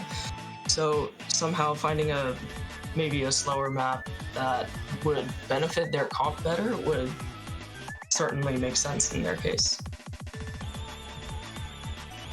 Definitely, but we have the map in mode, and we will be heading over to Splat Zones on the Reef. Okay, we've seen this earlier in the stream, but I don't remember which teams they were, but definitely a classic pick. We love the double zones. Definitely, and this stage might not be a bad idea. You have Squid Killers with that Hydra. If that Hydra can get set up on that bridge, you can apply a lot of pressure onto your opponent's spawn plat and even to their car area. Yeah, just how far that Hydra or other backline can reach would definitely put a lot of pressure and keep the opposing team in their spawn. So here we go. Yeah, switching from the Hydra to the Nautilus, and some dude going back to that Tri-Slosher. But Inked keeping that same comp all around. Yeah, it seems like it's been working for them, so they're probably going to stick with it. But now neither team has a particularly long-range backline, which is going to be fun to watch.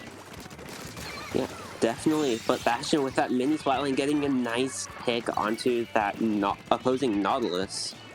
But with 2 down on the side of Inked, make that 3. It's going to be very hard to hold this zone. Yeah, one thing about the double zones is that they're so small that they're so easy to flip, and especially with all these super aggressive, shorter range weapons, it's going to be a bloodbath, and the zones are probably going to flip a lot.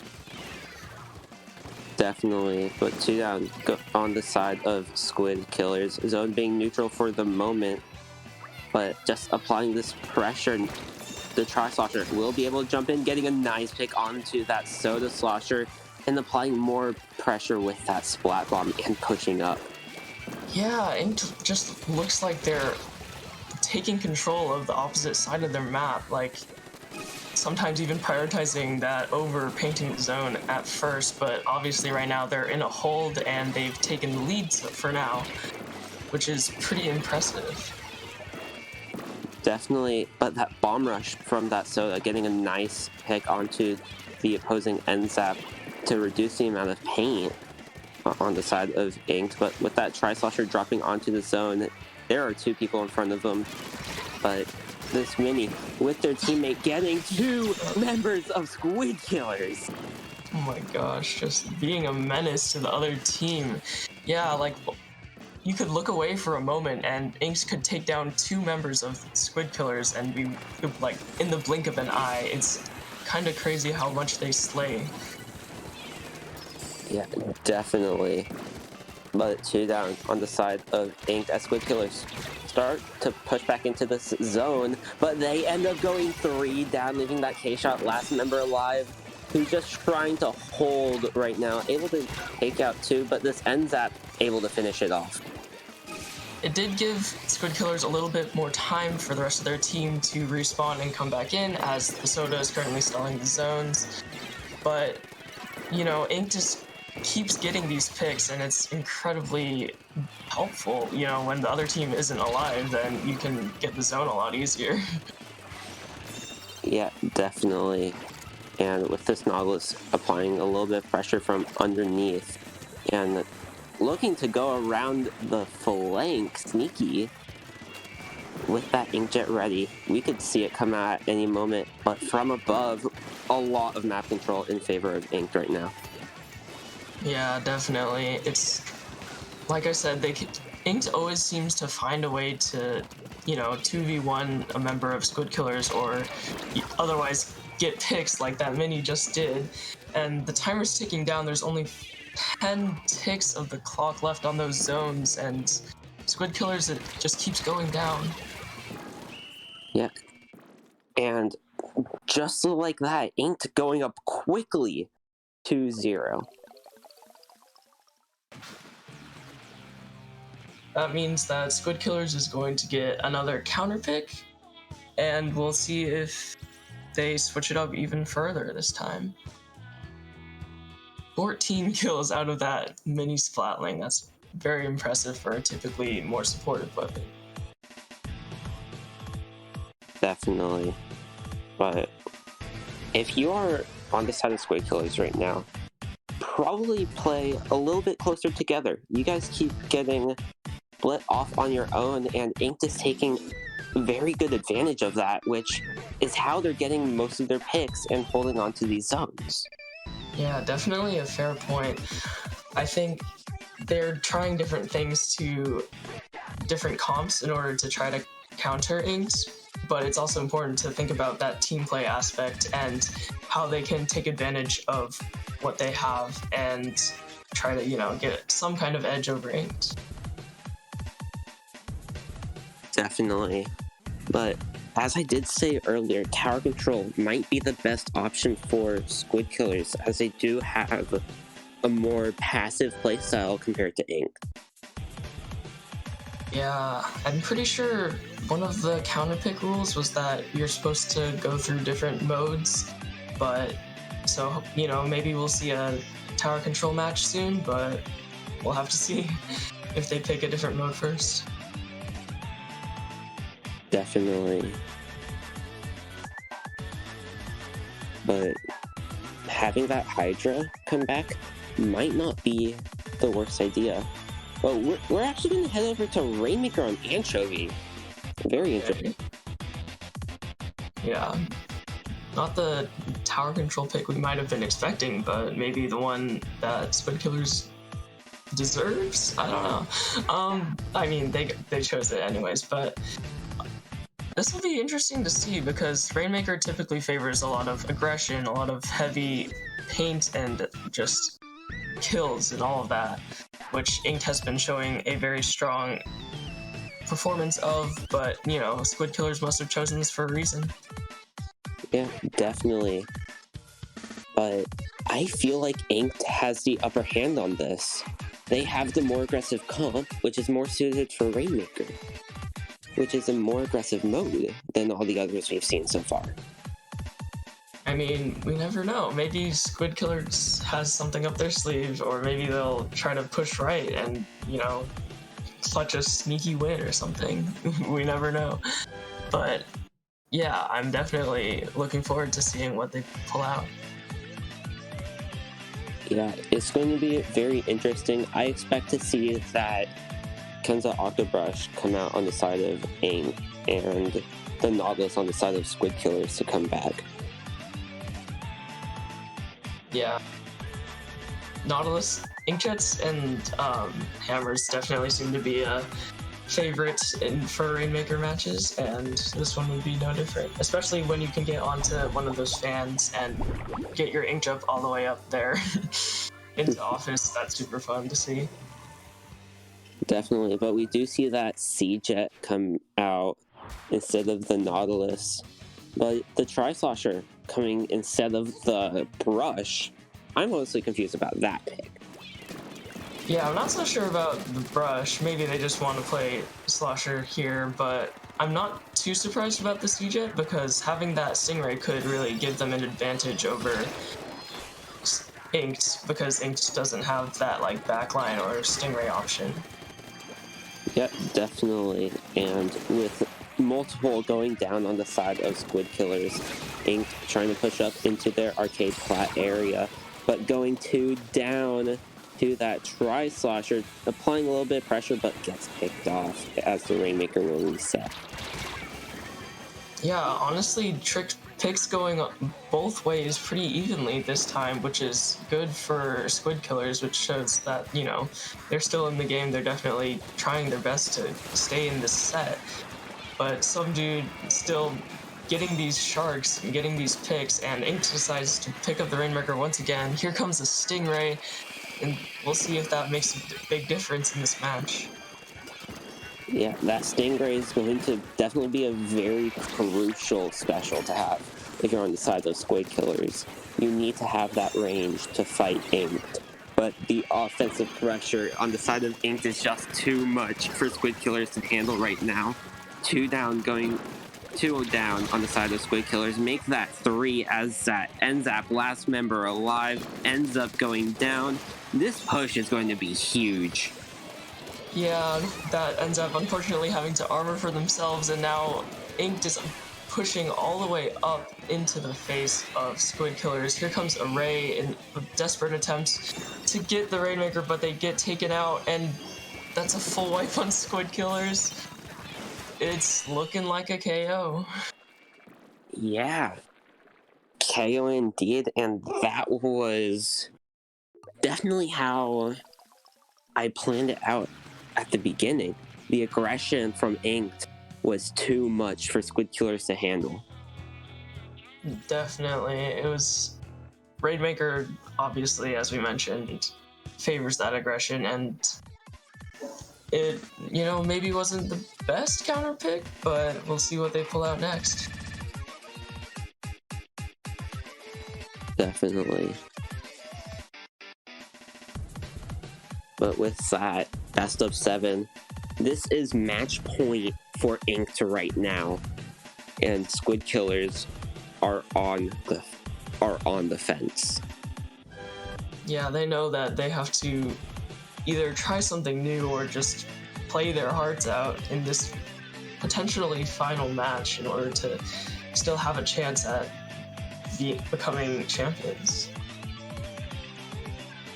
Definitely. But as I said, we could definitely see that Hydra from Squid Killers come back out. It didn't have the worst option on Starfish main stage splat zones. It definitely did its work there, but if you can find a tower control map and just stick that Hydra on the tower, that might be the way to go right now against Ink. Yeah, at the beginning of that last Rainmaker match, it did seem to...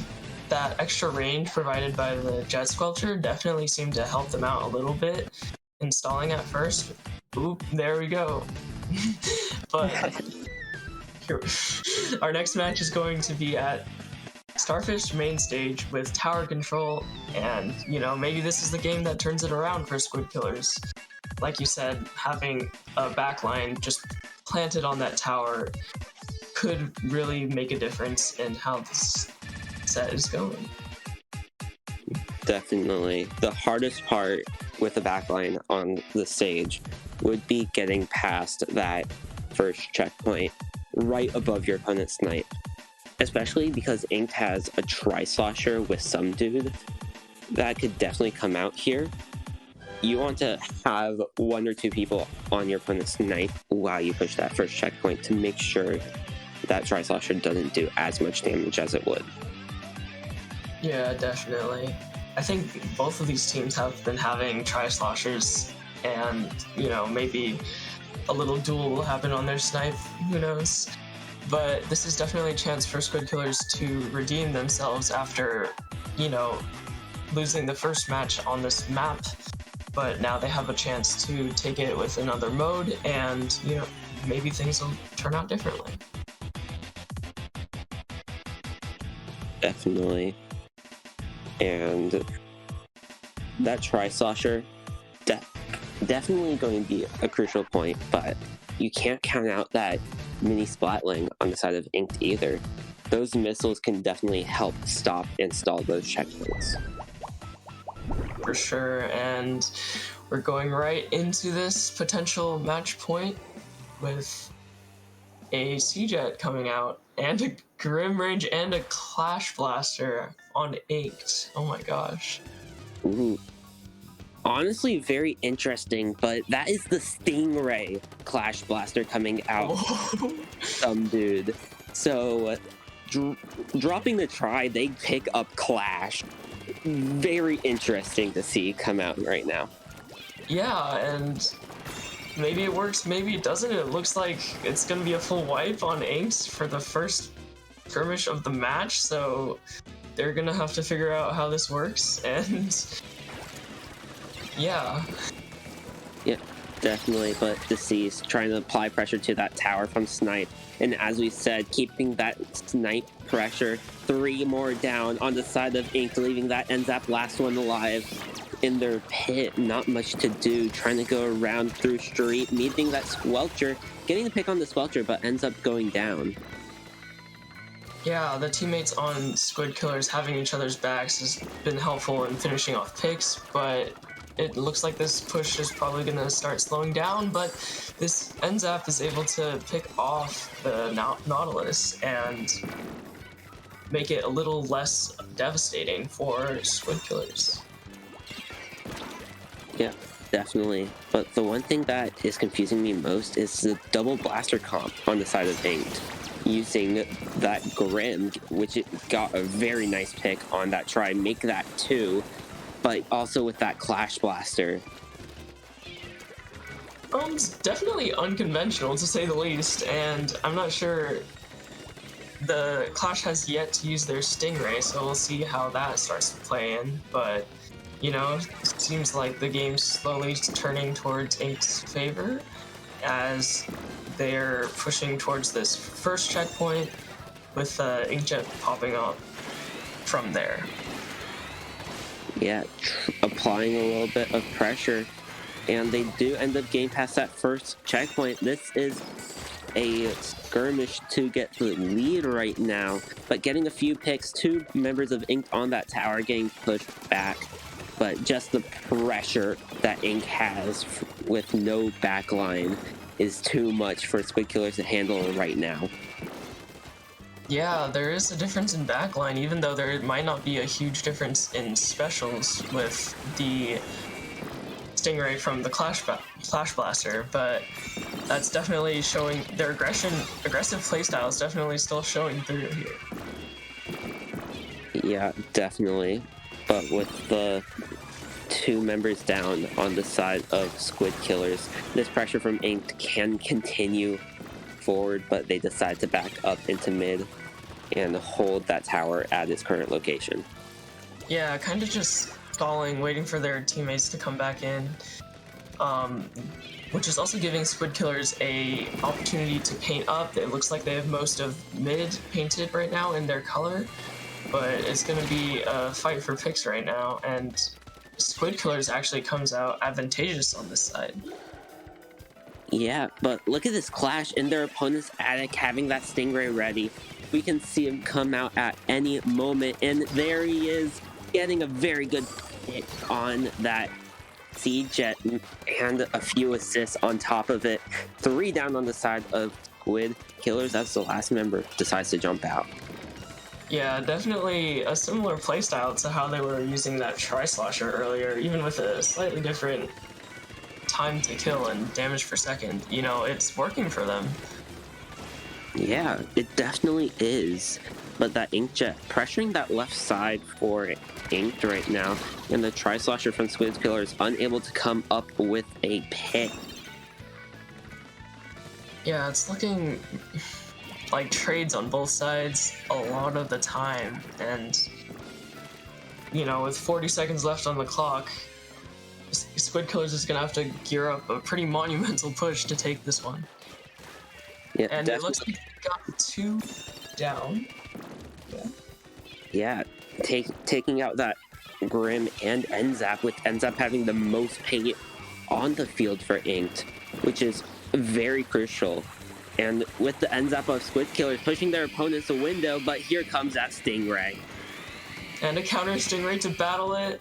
It looks like Squid Killers is going to come out advantageous with 3 down and a delayed wipe onto Ink. So, you know, this is their opportunity to get this win and keep the set going. Yeah, definitely. With that Grim coming in from respawn, 2 members in their pit. 1 goes down, 2 goes down. That is 3 down on the field. Make that a full wipe, and they take the lead. Ooh, nice. We're gonna be going to at least a game. What is it? Game 5? Yeah. So it won't be a full sweep on the side of Inked, but you know, this is what Squid Killers needed to bring this back a little bit, and that's a very impressive number of kills and assists from that Tri-Slasher. Yeah, definitely. But as we saw that backline on tower control for Squid Killers definitely worked out for them. But yeah, definitely. Ink knows that now, and they know they can beat their opponents on Rainmaker and spot zones. Or at least that's how it's been going so far, for sure. Yeah, with this counter pick, it's going to be a little bit harder for Squid Killers to continue this momentum going if they're hoping for a reverse sweep. So the map mode pick could mean a lot in this case. Definitely. But with the counter pick coming in, Inkbot Clam. Nice to be seeing all the modes represented at least. That'll be fun to see. Yeah, and with that possible brush on the side of Inked, might not be the worst idea. You can definitely use that brush to try to sneak around from behind, use that hammer to push from Slick. It's definitely not a bad option. Even if they decide not to bring out the brush, like the Tri-Sloshers on both sides of this match, you know, there's plenty of ledges to slosh up onto, and it's definitely not a bad pick either. Yeah, and we are going to head into your, once again, possible match point for Inked against Squid Killers. But here comes that remix from the side of Squid Killers instead of the Hydra or Sea-Jet that we saw earlier. But Nautilus and Mini coming out from the side of Inked. Yeah, definitely seems like their standard comp on the side of Inked, and already Inked is showing that they know their stuff. Getting 3 down on Squid Killers and pushing up onto the enemy's plat already. Clams going everywhere. They're just gearing up for a push already in the first 30 seconds of the game. But yeah. Yeah, definitely. And Bastion having those missiles ready. Probably waiting with other specials. But here comes out Armor, Storm, and Missiles from the side of Inked. 2 down on Squid Killers. And here comes the Clams. Yeah, Inked is just performing really well, being really impressive in the way that they can keep getting picks. They are out of clams at the moment, so it looks like the basket's going to close for now, but they keep taking down members of Squid Killers. Yep, definitely. And those picks that Inked is getting is what matters the most, too. They have very good team coordination and knowledge of the game. For sure. We do see a couple of picks on both sides. It's a 2v2 situation right now, and it looks like this heavy mini splatling, my bad, on side of Inked is trying to take a more defensive position while their team regroups, and it's kind of a stalemate right now. Yeah, here comes that Inkjet and Missiles from Inked to apply a little bit more pressure. They do take back mid-control, taking out 2 members of Squid Killers and scoring in that power plant, but not before 2 of their own members go down. Yeah, Inked definitely tried to use that Ink Storm to clear a path for them, but ended up going 2 down anyways, and that's not too bad on the side of Squid Killers' defense. But now they just have to make sure they can score their own points to counter that. Definitely. But one thing I have noticed throughout this whole set is the ink power from Ink right now. No pun intended. Definitely. Yeah, it just seems like they're always spraying their ink in the direction of the enemy, no matter where they are, and that's really putting a lot of pressure onto them. Here comes an ink. They're throwing another power clam into the basket, and we'll see if they can get more in. Yeah, they are definitely going for it, but it is the NZAP glass which ends up going down. That will be a wipe on the side of Inked, but with Squid Killers having that heavy hold, that power clam, and Booyah Bomb online, it can definitely flip over into Squid Killers' favor, but they have no other clams. Yeah, and they need to get some picks, but unfortunately, in that 2v2 situation, more of the picks fell in favor of Inked, and they couldn't get that power clam up to the plat. Yeah, definitely. But even though two of the members of Ink go down, they took back mid control very quickly. Oh yeah, definitely. I think all of their weapons have great paint potential, and that's really showing. Yeah, great paint, great killing on the side of Inked, where Squid Killers trying to push up around the backside. NZAP ends up getting called out and picked off. But here comes that super jump on the side of Squid Killers, and they do end up getting some points, but they get wiped in return.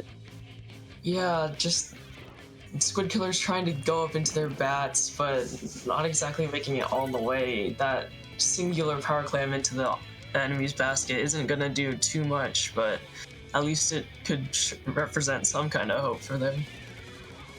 Yeah, and with 3 power clams on the side of Inked right now, 2 members going down, though, they are trying to juggle these power clams to keep them both alive.